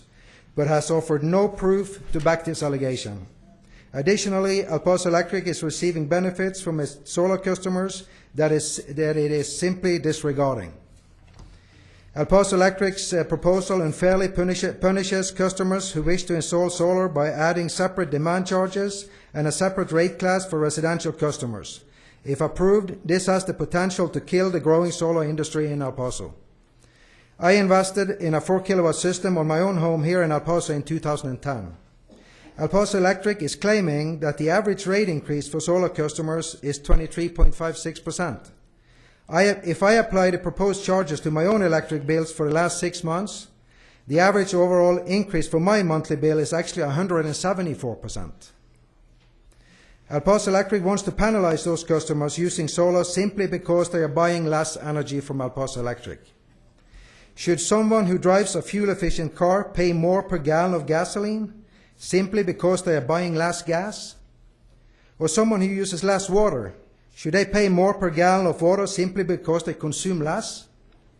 El Paso Electric's reasoning for the solar rate case, as it is being presented, makes no sense. It is simply an excuse to block a growing solar industry. I should note that the only utility I'm aware of to implement the demand charge is Salt River Project in Arizona. The result of demand charges devastated the solar industry in that market, with solar installations dropping by 98%, effectively killing rooftop solar in that territory.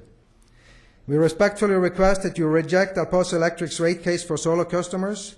We ask that you carefully consider the negative effect it will have on the growing solar industry in our city, the many companies it will affect, the jobs, both current and potential, that will be lost, and the negative effects it will have on the citizens of El Paso who have shown the initiative to do something good for our city by investing in clean energy. Thank you for letting me address you today. Thank you. Thank you.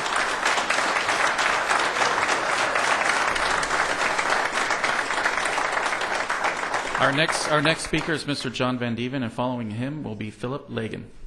Good morning, sir. Good morning. Good morning, Mayor, sir. City Council, and I was going to say hello to Mr. Gonzalez, but I guess he's not here. Just that my time is very limited. Okay.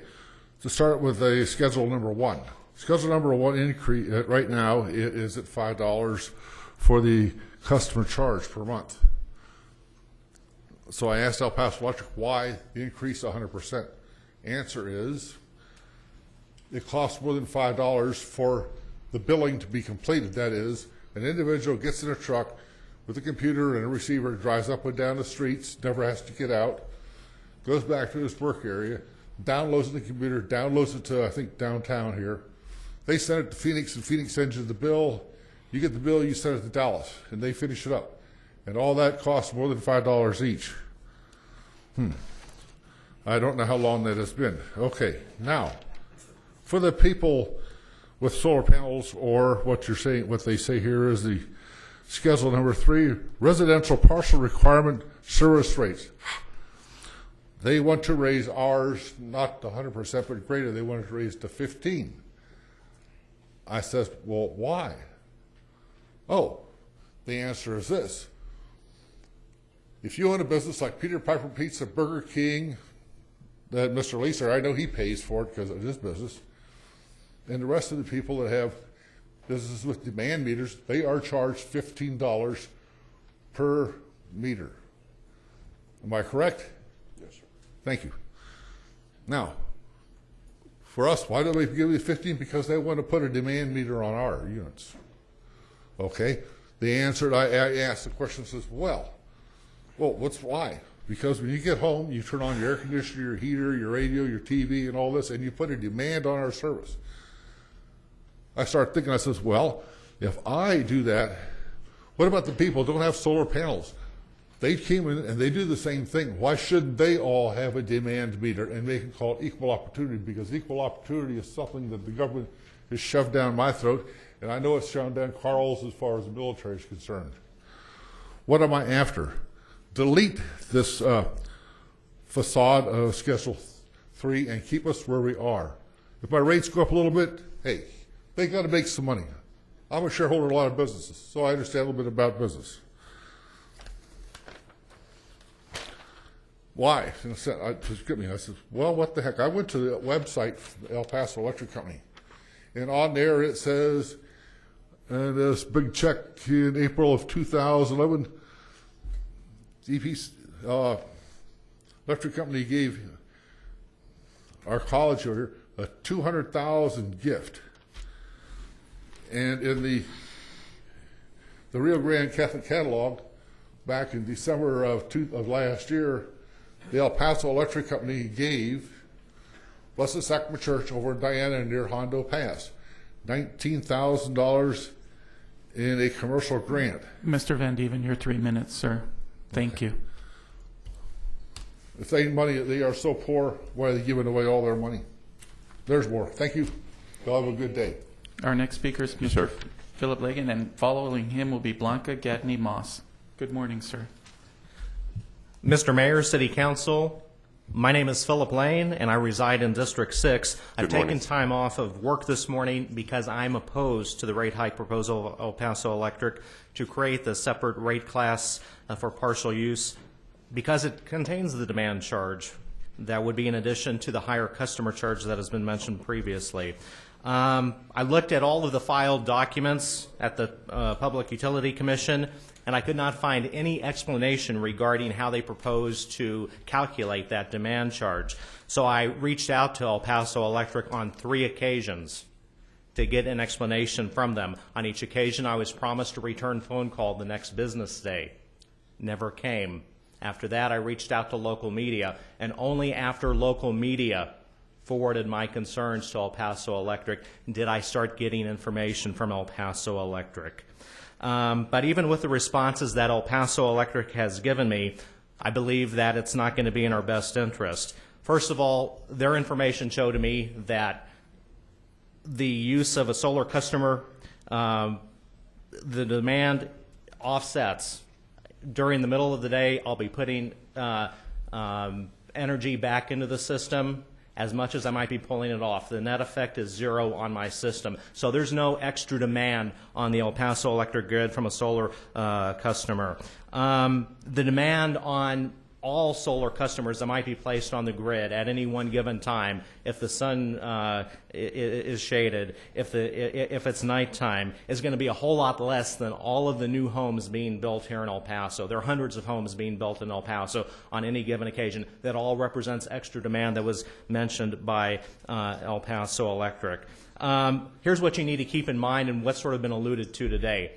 A demand charge placed on a solar customer, if it goes to Austin or at any future time, could equally be imposed on all customers in El Paso Electric, including those residential customers that they want to subsidize. There's also commercials being played locally by their advocacy group that says that this change in the demand charge is needed as a response to outdated regulatory policies. And I want us to consider one thing, that if, as a city, we want to consider changes to outdated regulatory policies, that the only thing we need to consider is that the monopoly enjoyed by El Paso Electric is an outdated regulatory policy. Solar power is the only challenge to their monopoly. This city council, the city of El Paso, does have the power to take further action to provide further competition to El Paso Electric. And so I ask that this proposed rate class for solar customers and for all customers simply be opposed by the city of El Paso. Sir, you have 3 minutes. Thank you, sir.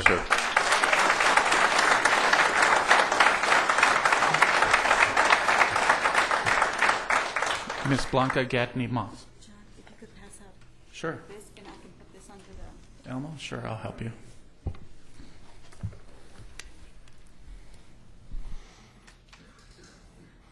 Good morning. Nice to see you Good again. morning. I feel like I know you all very personally at this point. So I am here to talk about, let me introduce myself, Blanca Gatney Moss. And you've heard me talk about my mother, you heard me talk about people with limited resources, but I'm also here today actually to talk about the elephant in the room. And the elephant in the room is that El Paso Electric is a monopoly. So they are completely subsidized by us. There is no greater subsidy than a monopoly. Mr. Shockley, that suit you're wearing, we paid for it. So this unity rate that they are proposing, not only is it an unfair rate, it's structured to punish the people that use the less amount of energy. And I mentioned this to you before. These are your poor, the retired people, your veterans. How can that be fair? Mr. Shockley's always talking about this whole reverse Robin Hood. Well, I think maybe Robin Hood is solar and Mr. Shockley must be the sheriff of Nottingham. I don't know, that's what I think. So what do we do? Since we have a monopoly, and obviously they're not operating in the free market, nobody is correcting their behavior, nobody's correcting their spending, what do? What we can do to correct, to make them basically, pay for their own cost of spending, for their own operation cost. What we can do is we can say no to the rate case. That makes them look at their own operating cost.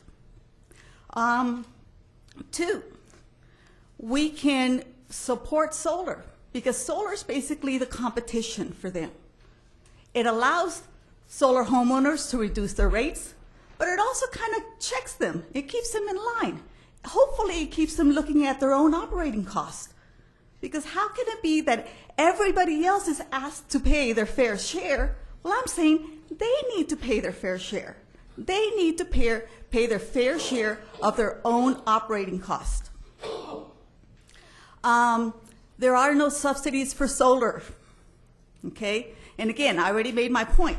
By definition, a monopoly is completely subsidized by the captive market, okay? I have to remove my glasses, I can't see otherwise. So, in previous cases, similar cases in other cities, other electric companies have used this very ploy of basically telling the city, okay, we're going to raise the rates or recapture the last profits from your LED lights, your street lights. Well, that has been like this ploy to basically throw rooftop solar under the bus. Please do not throw us under the bus. Rooftop solar means jobs. Ma'am, you have 3 minutes. Thank you. Just a couple of points. If we could just wrap it up, I'd appreciate it. I understand. But you also remember that I've been here a lot of times trying to talk. And we Now, appreciate that. Just a couple more points. And that is, please, follow the money. Follow the money. Look at the NASDAQ. Look at who actually owns El Paso Electric. Look at who's going to benefit the most if this rate case is going to go through. Follow the money, follow the facts, and follow the science. Thank you. Thank you. Thank you for being here.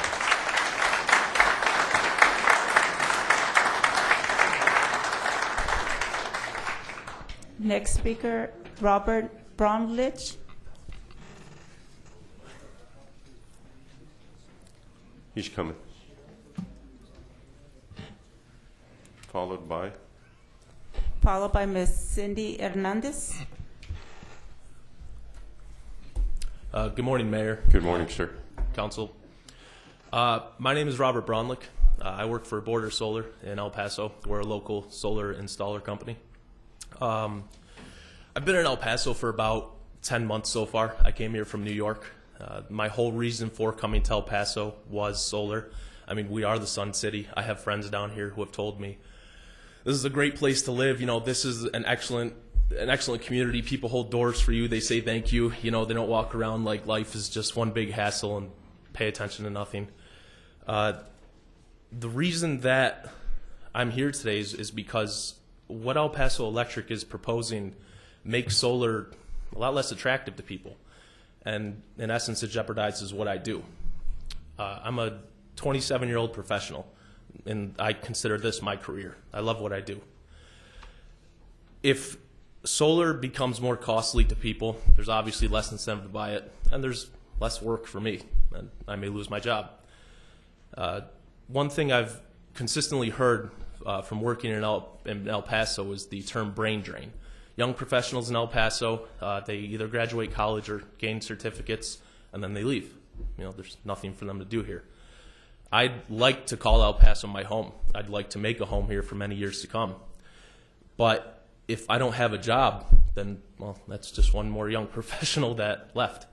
And I don't think that helps the city or anyone living in it. Right now, there's a climate summit going on in Paris, as you guys know about. Our climate is extremely important, and it's very important that we look into new technologies and ways to not only protect it, but to make it better for our future generations.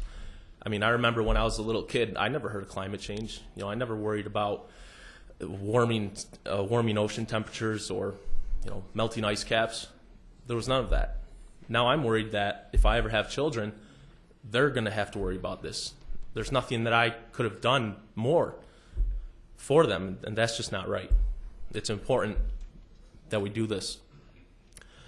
I've known El Paso to be, from what I've understood, as a progressive city. It's on the grow. There seems to be a lot of growth, a lot of money being invested into it, a lot of people who really care about this place, as we see here today. I don't believe that making solar a lot harder to obtain in El Paso is the way to go. I don't think that disincentivizing it is something that's going to really help. If we're on the cutting edge, if we're trying to move forward as a city, as a people, we need to look forward to 21st century technologies, and renewable energy is just right there. And this is more of an emotional argument I'm making, obviously. If I were to say something more on the side of numbers, which have been tossed around a lot today, net metering in El Paso, the way it works is a customer who has a solar system. At times throughout the day, they will export energy into the grid. They'll take their energy that they produced and put it into the electrical grid. Sir, your 3 minutes. El Paso Electric will pay them for that at a lower cost than what they will then turn around and sell it to another customer for. So there's a profit there for them. And I'm not sure if anyone has mentioned that yet, but I do appreciate your time. Thank you, sir. Thank you. Sir. Thank you.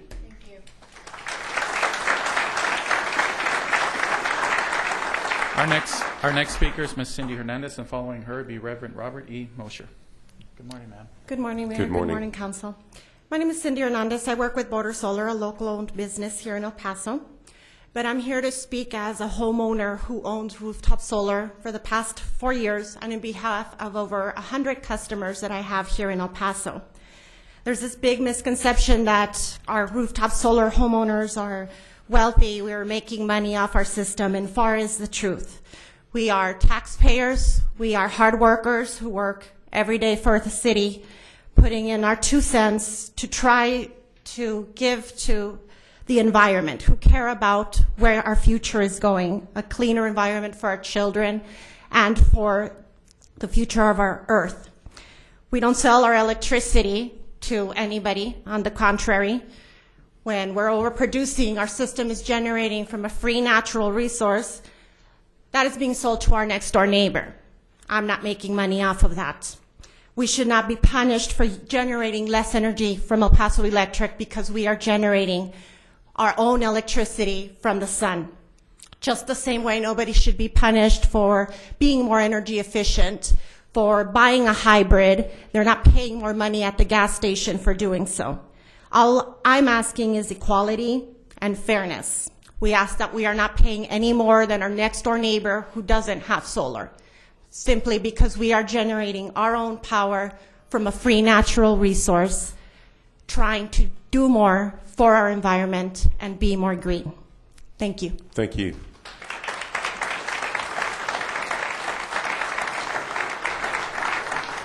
Reverend Mosher, and then following him will be Mr. Ryan Green. Nice to see you again, sir. Morning. Thank you, Mayor. Good morning, Mayor. Good morning, council members. Thank you for this opportunity to comment on an important proposition from the El Paso Electric Company. I come before you today to add my voice to the opposition to the rate hikes proposal of El Paso Electric that has been presented to this council and its mayor. The proposal, as you know, seeks to raise rates on solar panel users as if they were from an economically privileged sector of society. as well as on other customers already paying high charges while on fixed incomes or dealing with low salaries or even unemployment. As a Catholic priest who has lived and worked outside of our country for many years, it has been a joy to see how solar energy technology has been a boon to many of the poorest parts of the world, allowing renewable energy to become available to those far from the grid of the cables and towers of great cities. At one time, it was customary in Chile to hire a local neighborhood expert to colgar, or hang the wires from a residence directly onto nearby utility cables, which of course was dangerous and illegal. The infrastructure of meters and affordable rates is now prevalent in Chile, but solar panels also provide a safer and more efficient access to energy for the poorest and the remotest areas of that nation. The supposed justification of the rate hikes and targeting of solar energy users has been to be like Robin Hood, we are told, and take from the rich while giving to the poor. In fact, however, the rate hikes make sure that only the very wealthy will be able to afford to install and use solar panels, taking solar energy out of the hands of the poor, who cannot even consider a 25% rate hike in the electricity that is already very expensive. The proposal reveals something deeper, I think, a deep problem of the need for a new model of economic sustainability for El Paso Electric. Under the present model, the utility seeks a sizable return for the investment of stockholders and offers large bonuses in addition to a six-figure salary for the executive officers of the company as an incentive for attracting the supposedly most talented and efficient among us. But when a proposal like this comes out, we can see that more attention needs to be paid to the common good of our city's population, and that the voices of wisdom and ethics need to be included in the dialogue behind such proposals, in addition to finance and technology. El Paso Electric can no longer operate according to policies and the isolated thinking of the past. This proposal is something that has risen to the surface of public attention, but the real challenge lies deeper in the very suppositions and the structures that need to be addressed, questioned, and even discarded when seeking to provide the service of electric power in a way that helps the poorest among us and actually motivates people to opt for renewable energy as a way to fight climate change and to take advantage of an abundant, clean resource for this sunny region of the earth. May God bless our community with many further opportunities for dialogue and courageous decisions that truly benefit the common good. Thank you, sir. Thank you.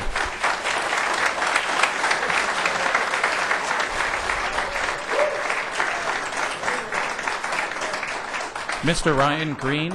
Mr. Ryan Green is next, and following him will be Mike Halpin. Good morning, sir. Good morning, Council morning, members. sir. Good morning, Mayor. Thank you all very much for this opportunity. I applaud all of you in your efforts to help El Paso grow into the city it has the potential to be. Saying this insidious rate case currently being proposed by El Paso Electric would absolutely stunt this growth.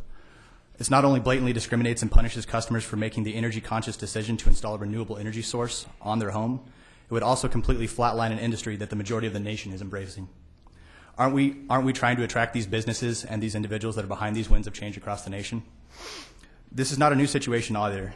All across the country, utilities are straining to keep up with rising power demands from customers, which is why many are looking at ways to encourage customers to conserve energy, not discourage. Most utilities promote conservation by offering rebates for the installation of solar and higher efficiency heating and cooling equipment. I believe this is one of the issues that they brought up, that our peak loads actually happen here because of heating and our cooling equipment in the air conditioning season of summer. Even with these current rate rebates, these utilities are beginning to challenge their own business models that they've had for years.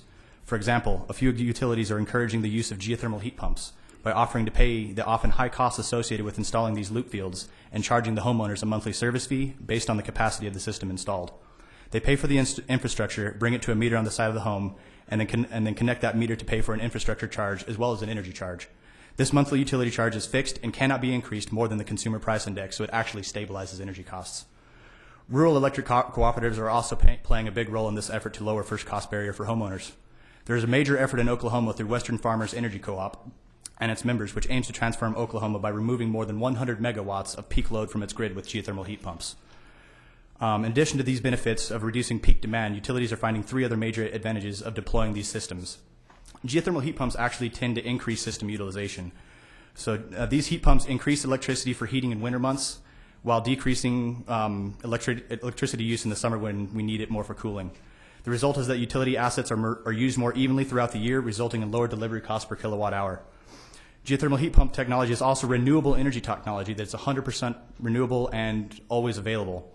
It is a built-in storage capacity, available 24/7, 365, and is often no need for backup heat.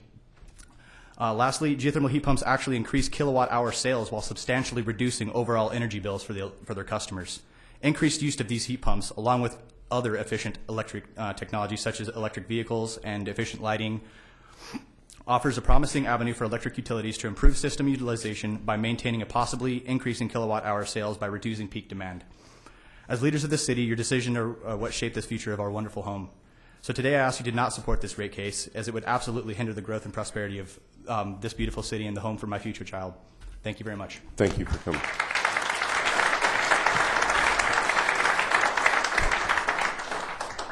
Mr. Mike Halpin, and following him will be John Walton. Morning, sir. Morning. Welcome Good morning. back. Welcome back. Mayor and members of the City Council, this is my first opportunity that I've taken to try to participate in city government, and I'm I guess you could say a little frightened by the whole process, but I just want to say, I'll be brief, I have no prepared remarks. I just want to say I am a solar user. I have a solar rooftop system on my home. I think it's one of the greatest things to come along, certainly in my lifetime. I certainly want to be a promoter of that technology, and I am. And accordingly, I'd like to say I am against the separate rate class for rooftop. And I'd also like to say that I have seen, and I have to say I've taken some offense at the commercials I've seen that are rather matter-of-fact and contain no substantiation of the so-called subsidization. I can't say that word, that's hard to say, but supposedly we are being subsidized by everybody else, and yet we're contributing to the overall power grid production. I don't know what the other folks are seeing, but on my electric bill, I'm seeing that for every kilowatt hour of power that I use or take from the grid, I'm paying approximately 10 cents. Where in turn, when I overproduce and give power back to the grid, I'm only being paid about 2 cents. So there's about a 500% profit motive right there. And anyway, I think the subsidy issue is something that needs to be explained more specifically. Perhaps I'm a little obtuse and don't understand it all like I should. That's all I have to say. Thank you very much. Thank you very much.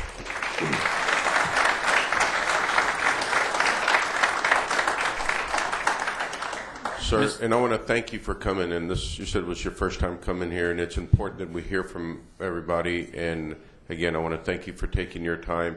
And everyone that's out here, that I want to thank you for taking your time off from work to be here. And if anyone is not signed up, we'd love to hear from you. So please feel welcome and feel free to speak.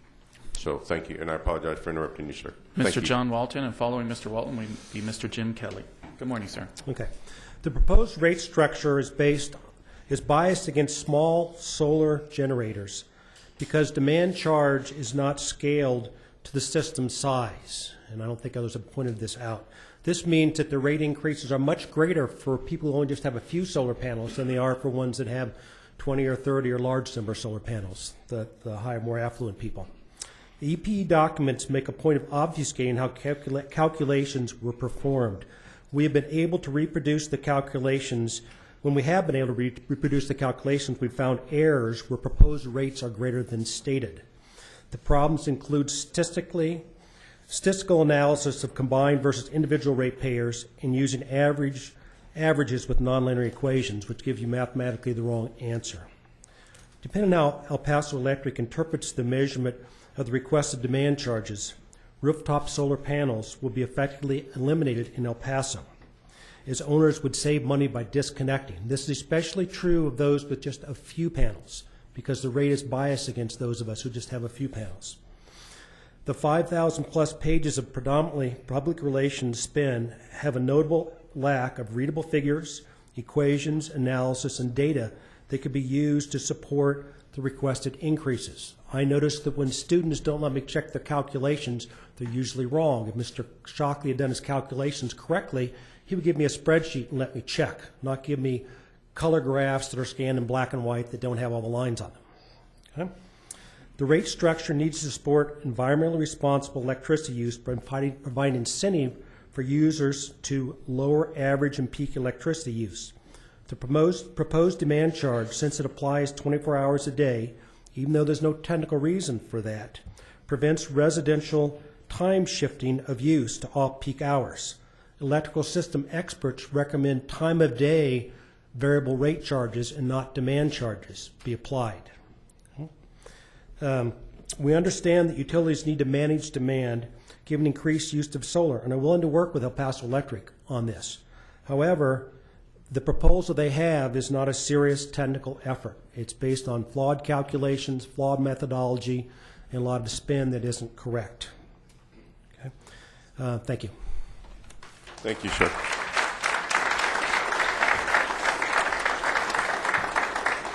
Thank you. Our next speaker is Mr. Jim Kelly, and following him will be Cito Negron. Hi there, everybody. Jim Kelly's the name. I'm proud to be here and to have been able to listen to all of the great remarks from the people in the audience. Particularly like all these bright young people over here in this bright shirt. And I sure would like to get one of those if I could. That's fantastic, really. Good I want to morning, thank sir. the lady from Border Solar. I have a unit that I have on my house that I got from Border Solar some 4 or 5 years ago, and have really enjoyed having solar energy. I don't think I've paid back the cost of that system yet, but it someday is going to make money for me. I do appreciate the incentive that the federal government provided to me to buy that solar panel by giving me a tax break. I appreciate the break that the state gave me at the time. And I appreciate the break that the electric company gave me at the time. I would remind everybody, when I was a young man, and anybody that's near my age, I'm 66, utilities weren't privatized. They were the government. They were run by the government for the best interest of all of the folks.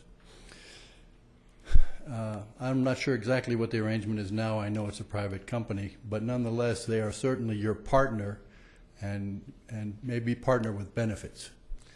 The benefit that I would like you to get in this case is I want a public policy. I want not only, I don't support the rate increase for all the customers. I don't support the rate increase against Western Refinery or against any of the small companies like Solar City or Border Solar. I don't support the increase for city and county electric. The rate increase, as I understood it from sitting here and listening today, was something on the order of $70 million. Their profits in a given year are $90 million. I'm not against the city. I'm not against the company making some profits, but I've seen accountants, and I'll bet that they can do better. I wonder why they're building all of these units at all of these costs. How much would it cost them to put up 1,000 megawatts of solar power? Add that to their arsenal of energy. That's what I would like to see. I would like to see a public policy from you all that not only defeats this rate increase, but that also emphatically, positively, proactively states your support for the solar industry and for the use of solar power by your citizens. 400,000 folks, potential users of this terrific free resource. I mean, why are we fooling around? Why are we not doing this? This is El Paso, the Sun City. There are, as somebody mentioned earlier, 200 nations gathered right now in Paris, France, worried because there are circumstances going on in the world that are caused by the lack of use of renewable resources. Let's get with the program. Do something positive for us, really. Mr. Kelly, your 3 minutes. Increase. Your 3 minutes, sir. And lastly, I want to thank Mr. Schwartzbein for your wonderful comments and support of the question of fairness. Mayor Lester, your comments in bringing the case in the first place. Ms. Nyland, my representative, for your fine questions that were helpful to the audience. Mr. Robinson, your desire to make sure that the people were heard, I appreciate that too. Thank you all very much. Thank you, sir. Thank you, sir. Thank you.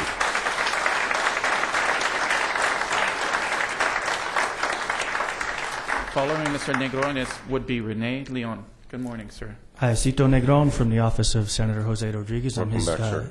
Thank you. I'm his district director. Not used to speaking before council, but unfortunately he's not able to be here. As you know from his previous letter, he opposes the EP proposal to create a partial requirements class for solar customers. Unfortunately, he can't be here today because he's at a meeting of the Border Environmental Cooperation Commission, North American Development Bank. So the following is his statement. You have a difficult decision to make about the solar energy rate increase and new fee on solar proposed by El Paso Electric.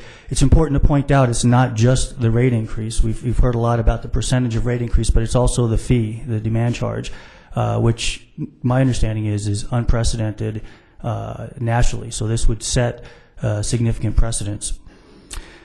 We appreciate your careful consideration of the facts.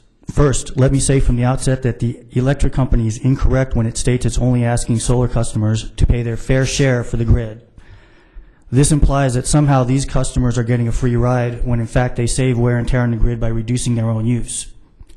Further, when they are producing excess power, this power goes to the nearest user, further saving wear and tear on the grid. Finally, the electric company charges your neighbor for that power which you produced, not them, and that point's been made already. None of those factors, however, seem to have been accounted for in the proposal. It's also unfortunate that in published remarks, the electric company implies that solar energy is something used by wealthy customers, setting up an us versus them scenario. And you've also heard comments about that. As Gunnar said, the highest installation zip codes are 79924, 79936. And we've also seen a blitz of advertising from outside of the city that uses a very simplistic way of trying to explain the rationale for, I assume, the demand charge. My understanding further is that there are local builders who treat solar as a standard part of affordable homes, part of an energy reduction package that saves the homeowner money. I am convinced that this plan by El Paso Electric will disincentivize the growth of solar technology in El Paso. This is deeply unfortunate not only for the reasons cited above, but because solar installation is a quickly growing field in the building trades that pays well. And we've heard testimony to that. I don't know if you've heard the specific numbers, but it's somewhere around $20 an hour. And that's not necessarily the technical folks who build the panels, et cetera, but also the installers, which is a part of the building trade. So there's a multiplier effect from residential solar, from the residential solar sector. And the growth has been tremendous, right? Nearly 300 homes installed just since August. As I said in my letter to council, I can see why this growth may alarm El Paso Electric. The utility originally created a residential rate class with the expectation that it would recover a predictable amount of costs from each member of the class uniformly. Solar is disruptive to that model. As I also stated in my letter, I would not oppose charging solar customers in some different manner as long as El Paso Electric fairly and accurately accounts for a customer's actual cost while also taking into account the tremendous value these customers add to the utility's load base. Sir, your 3 minutes. Thank you. I'll wrap it up. I appreciate that the council must consider a number of factors related to the rate case. However, what this proposal does with regard to solar moves our community backward at a time when a number of other municipalities are moving forward. These concerns are shared not only by the solar industry and environmental advocates, but also by the housing authority, school districts that have installed solar to reduce energy use and costs. Thank you for your consideration. Thank you. Thank you, sir.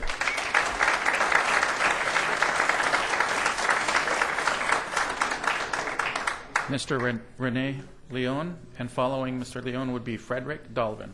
Good morning, sir. Good morning. Welcome back, good morning, sir. Mayor and Council. Morning. Thank you. I'm here. Let me introduce myself first. My name is Renee Leone. I'm the Government Relations Coordinator for the Canutillo Independent School District. And 2 months ago in September, our Board of Trustees stood in opposition to this rate increase. We're a member of what's known as the Rate 41 group, meaning we pay a special rate as a taxpayer-funded organization, much like the City of El Paso. This rate increase would impact us in dollar amount of $177,000. Our rate for electricity would go up. 26 of our 41 electric meters throughout the district are classified as rate 41. So 55% of our meters would be affected by this rate increase. Now, we do everything we can to make sure that our utility costs are kept as low as possible. Many of our facilities are automated, meaning that if no one's in that room, the lights will turn off. The heat will go off. The air conditioning will go off. Not until someone walks in will it begin turning back on. There are signs posted everywhere asking our students, our employees to conserve electricity, turn off the lights when you're not in the room, turn off the heat, turn off the air when you're not there. So we do our best to keep our costs down, even with the rate 41 usage. Now, at $177,000, that's the equivalent of about 4 new full-time teachers that the district could hire with that money. You know, that's close to 100 students that could be served by these teachers. So also, we're not the only ones who would be affected to it. If we're to have to pay $177,000 more, that cost would have to be passed on to our taxpayers. Now, as the mayor said previously, we would have to pay more, taxpayers would have to pay more, but many of our taxpayers are within the City of El Paso. They're also residential users. They would be affected twice. A lot of our residents are in the county. The same would go for them when their rate 41 is eliminated. Now, we are not the smallest. I mean, we're not the largest school district. We serve about 6,000 students and families within our district. But we're not the only district to be affected by this. We are part of a consortium of 9 other school districts and a total of 13 agencies who are opposing the rate 41 elimination. That includes all 9 of the region's school district, EPISD, YISD, SISD, and several of the other mid and smaller size school districts stand in opposition to the rate 41 elimination. Now, as I mentioned before, we're only 6,000 students, but together as a consortium, that's 250,000 students. Now, I'm sure we're not also the only school district to take into account proper energy usage policies and guidelines. Our newest school, Reyes Elementary School, was designed to maximize utility consumption and utility conservation, meaning many of our classrooms have large windows across the walls within the classrooms. If our teacher feels that they don't need to turn on the lights, they can easily flip the switch and the students will receive plenty of light to receive instruction.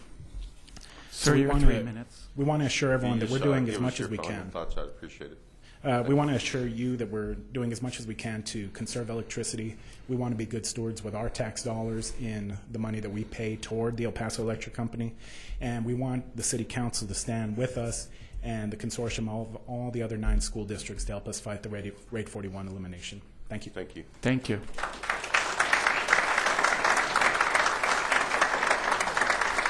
Mr. Frederick Dalbin. Following Mr. Dalbin would be Mr. Robert Moss. Mr. Good morning, Dalbin, sir. welcome back, sir. Good morning, Mayor and City Representative. My name is Frederick Dalbin, and for the record, I'm the president of ECO El Paso. We has filed and an intervener in the rate case. I'm a local architect, and I've been in business in El Paso and the region for over 30 years. I'm here to ask that you deny the electric rate case as presented by El Paso Electric. I have for distribution to you, actually right now being distributed, a short but comprehensive overview of some aspect of the proposed rate case. The attached documents highlights the economic impact that your and our business and organization will face if the electric case is not modified or reduced. As a community, we already pay some of the highest rates in Texas. In these documents, you also find the percentage of rate increase that the electric company has filed for each customer class. They show significant impact on various businesses, governmental entities, and residents, and you have heard from some of them. This could result in tax increases by the various taxing groups to cover the increased cost for electricity. Particularly, I want you to pay attention to the partial requirement rate for the residential customer class. This is a special rate that singles out solar panel owners only. Paso Electric has continuously described individual solar panel owners as being subsidized by all other customers. I believe this to be a misrepresentation of the facts of the reality. Paso Electric says that solar electric production is good, but that electric distributed generation, that is, power generation at point of consumption, is bad. What El Paso Electric doesn't like about solar panels on residential homes or small businesses is that it disrupts its source of revenue.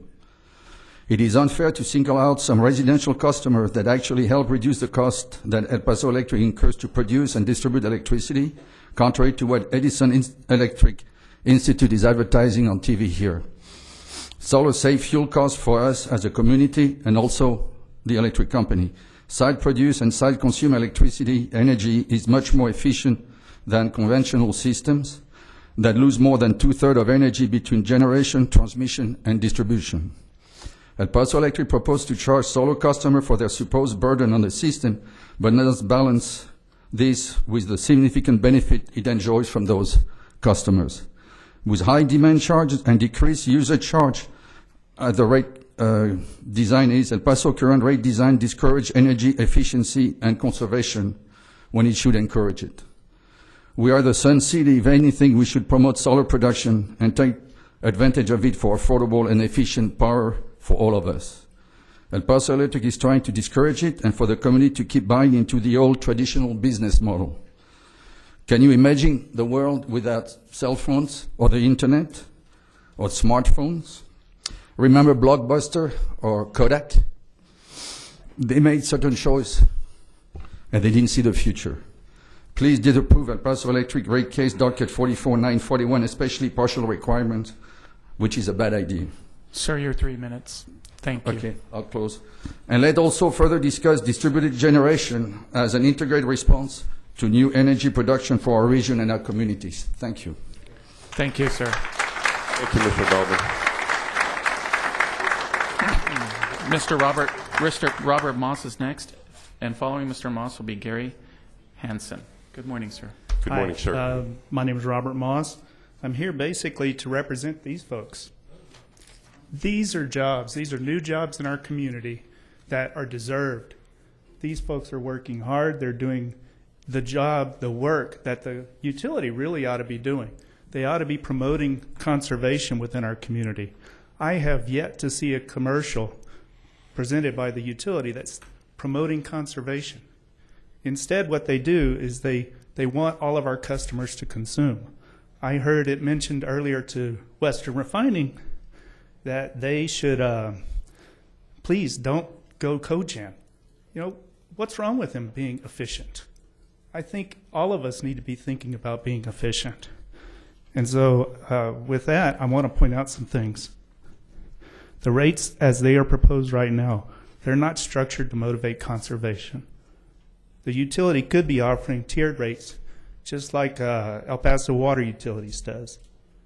That would basically allow them to get the revenue that they believe they need, and it would also give us the opportunity within the residential and general services groups to keep low rates for those who are conserving the most. This is important to our community. It's important to all of these folks and all of the jobs that they have. That's about all I have to say. Very much, sir.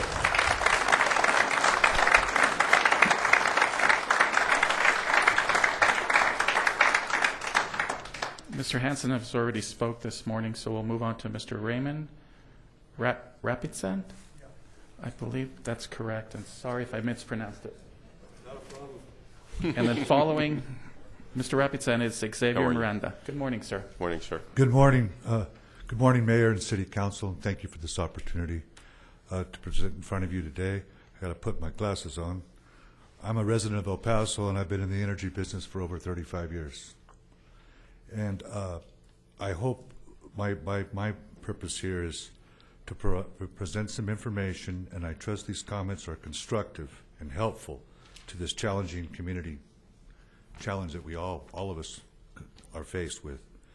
My two primary points are in regard to the partial requirements for the solar customers, which I do not support. the nationwide, this is an issue that's being debated in the regulatory commissions at the federal level and the state level, and the cost of service studies, the methodologies that were used historically are all being revisited, and it's premature to settle on something now. I find it discriminatory, so I align with Senator Rodriguez. He expressed his positions align with mine. The other one is I do not support the El Paso Electric community solar proposal, because in other states that have community solar, the price actually goes down. Here it doesn't. Right? Now, having said that, I brought something as a handout to give to all of you if you'd like. It's a demonstration of economic development. I know the city's been aggressively pursuing jobs, and this has some documentation from our sister city in San Antonio. It's just 2 pages. In the spirit of constructive policy for our community,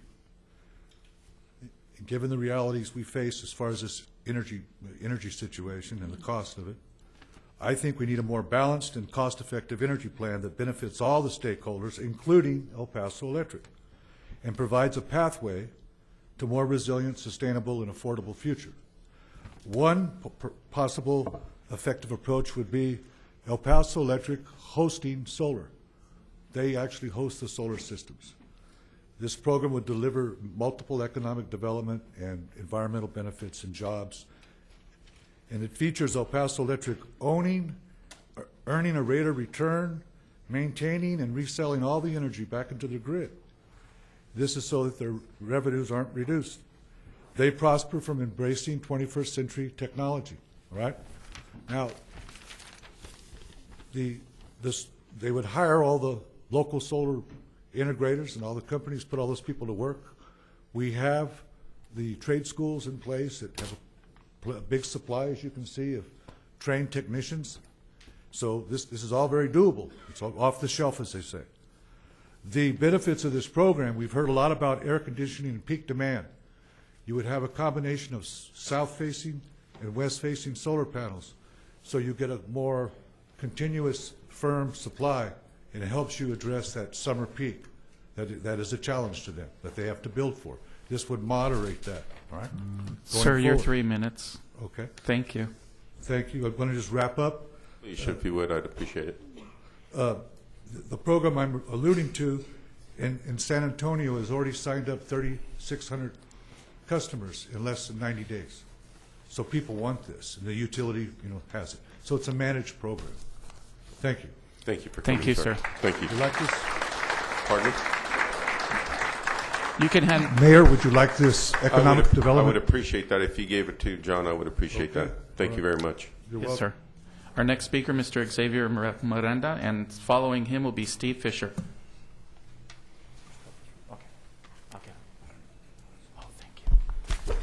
City Council, Mayor.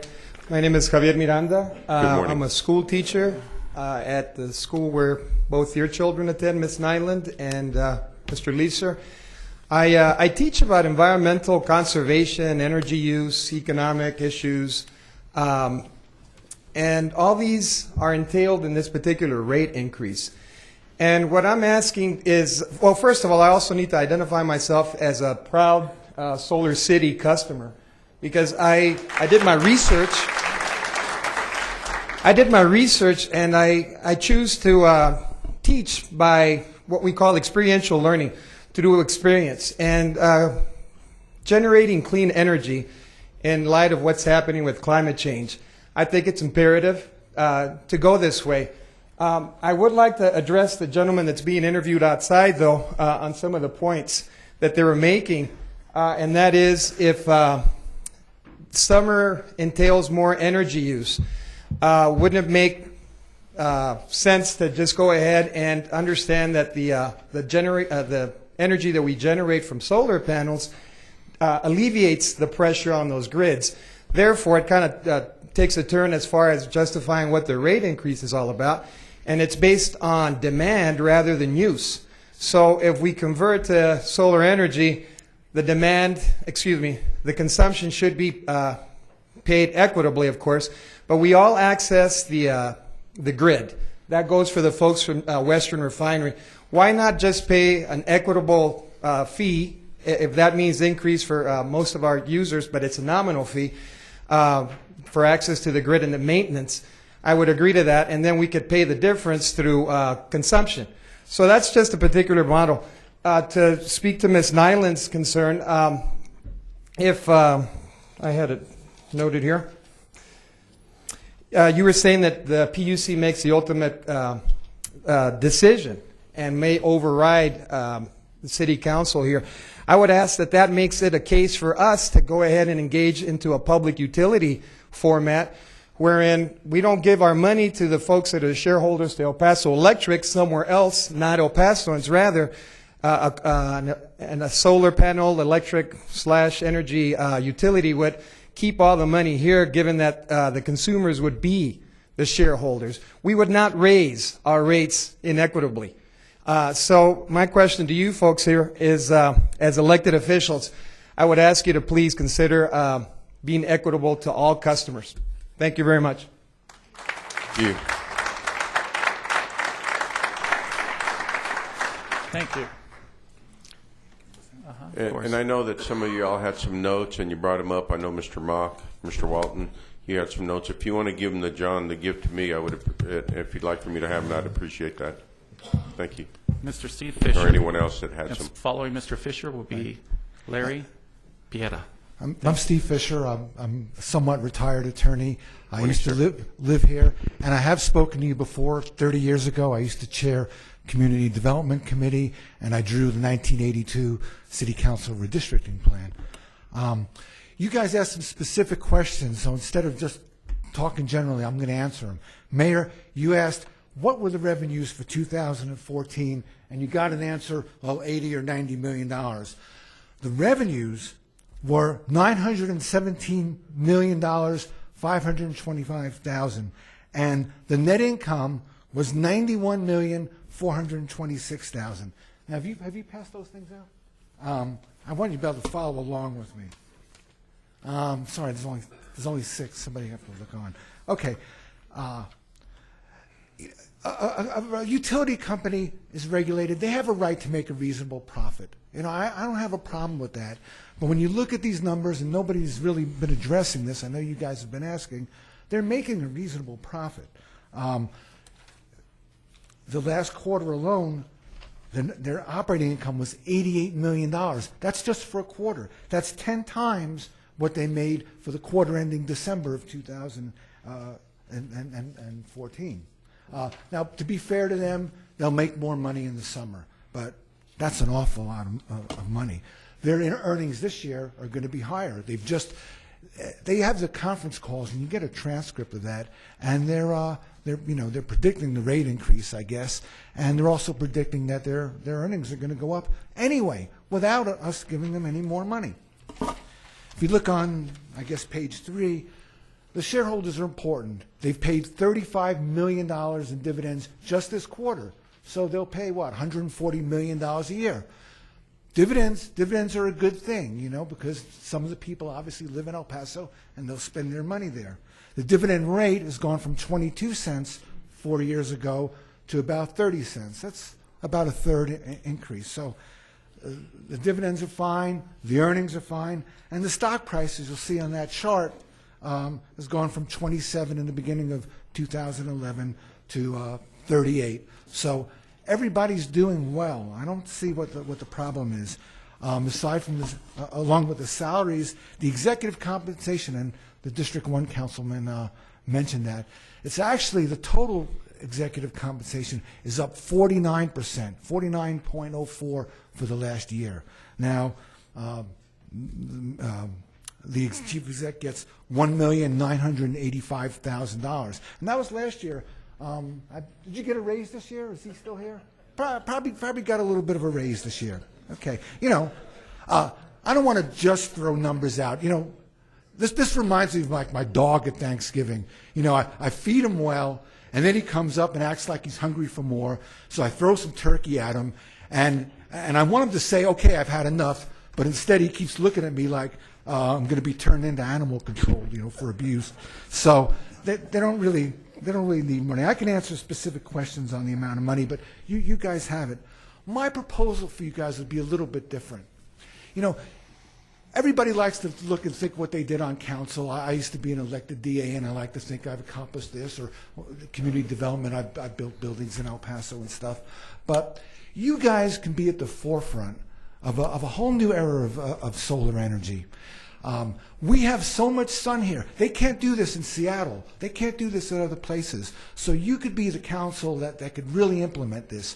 Sir, and my suggestion is... Sir, your 3 minutes. Just if you could wrap it up. Real quick. My suggestion is, if they want a small increase rate, I wouldn't go 9%.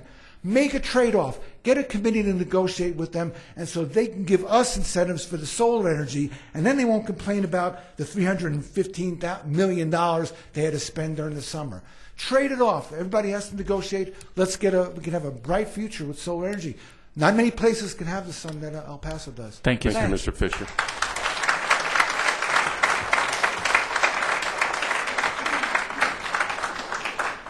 Good morning, Mr. Biff. I'll hand them out. Oh, you want to just, okay. Following our next speaker, it's Ernesto Robal.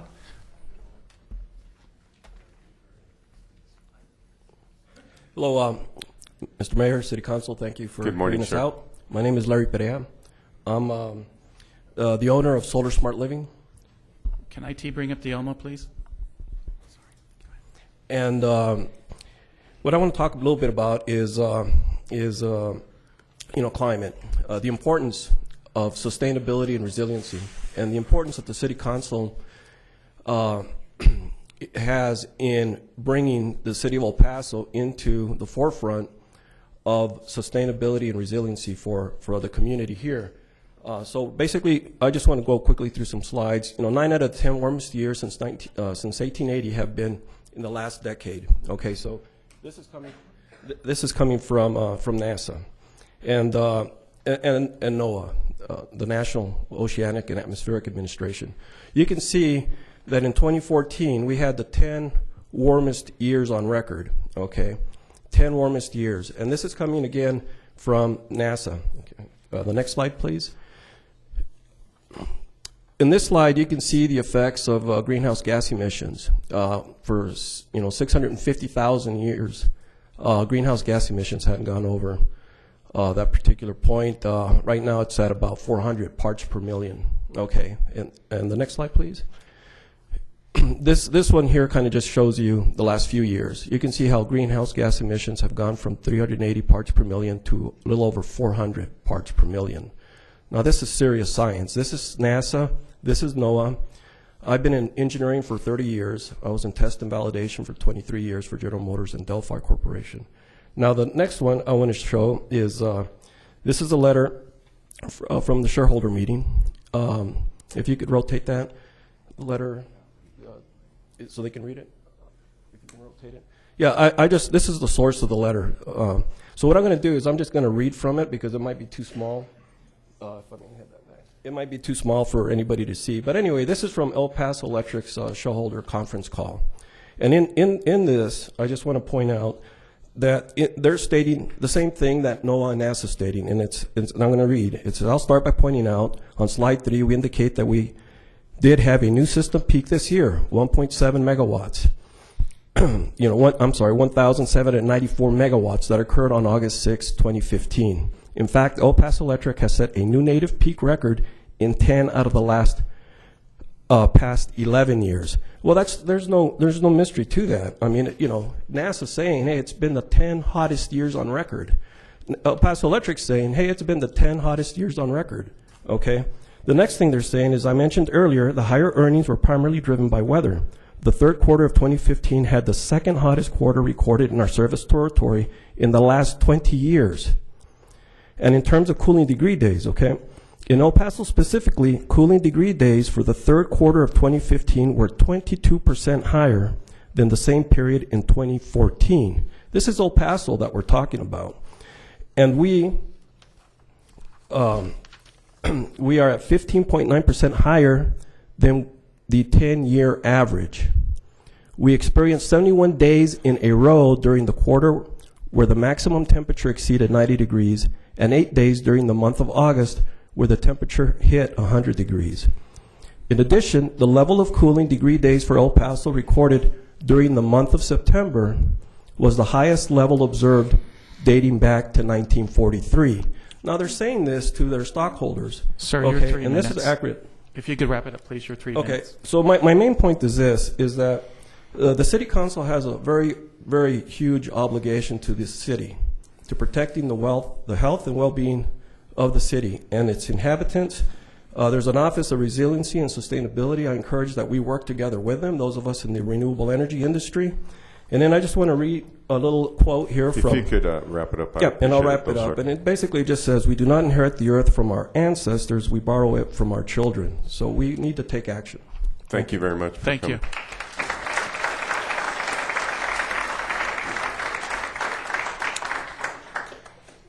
Mr. Ernesto Robal, I believe. Did I say that correctly? Is he here? Okay, thank you. Pedro Diaz, next speaker. Mr. Diaz? No, sir. Okay. Keith Pennell? Uh-huh. Good morning, sir. Keith Pannell. I'm a professor of chemistry, materials, and environmental science at Good the morning, university. sir. Good morning to the mayor and the council members. Most of what I was going to say has already been said, so it's going to be short. Basically, I have 30 panels on my roof. I pay a certain amount each month, not very much, in fact, and in 6 months I pay nothing, and 4 months I pay more. When I'm not generating, I'm using. But when I'm using, I'm not generating. Both ways, I'm using the local grid. Either I take or I give.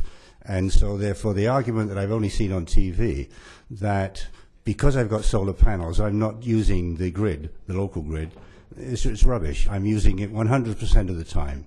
So I object to the fact that I'm being accused of being subsidized by ordinary ratepayers.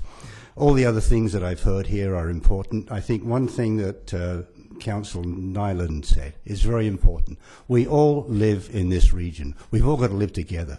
We've all got to make it work here. Solar should be the king in El Paso, Texas, as people have said, Sun City. If we are not ahead of the game in this country, we should be. Hamburg, Germany, which has lousy weather, gets about 25 to 35% of its energy from solar. Why are we not doing this more vigorously? The electric company and ourselves have got to get together. You, as the council, should be setting up a long-term committee. How do we get together? How do we make sure that solar is used, widely used, and we're not dividing one segment of the population against another? I'm English. The English were very good. Divide and rule. It was the basic tenet of how we had an empire and kept it, right? Well, we've got to stop that here before it even begins. We've got to work together, and I give you, as the local council, the responsibility for setting up a real good long-term committee to investigate how we can get over the next 10, 20, 30 years. And finally, there's a new book came out yesterday by Ted Koppel, pointing out the great vulnerability of American electrical systems, the grid system, because it's owned by many private little companies. I listened today and I thought we had the possibility, from what I was listening to, and I may be wrong, of having our own local grid. If we're getting, what was it, I think only 20% of the electricity from outside, we're going to be capable of generating more electricity by solar so that we become completely independent of the bigger grid. That would be safe for El Paso. It would be economically sound. It would be emotionally very gratifying. And I give you that responsibility for trying to make us get there. Thanks very much. Thank you, sir.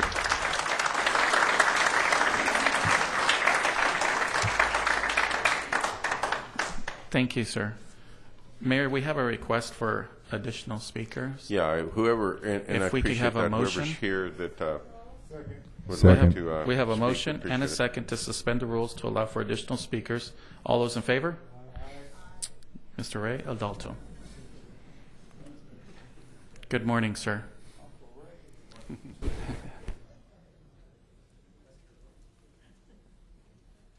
Mr. Mayor, hope you're feeling better. Thank you, sir. And Appreciate that. Council, nice to see you. Sylvia, nice to see you. And I know Mr. Gonzalez just left, but I bring a little bit different perspective. First of all, for the record, Ray Adalto with the El Paso Association of Builders.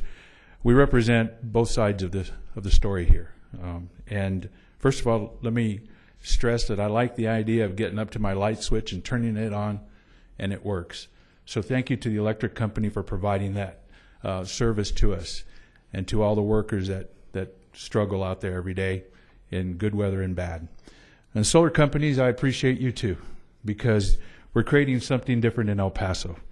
So the association is in a position to offer you another study that just came out from the National Association of Home Builders, along with Dodge Data and Analytics in partnership with NAHB, and in support by Plygem, the folks that actually manufacture exterior building products in North America.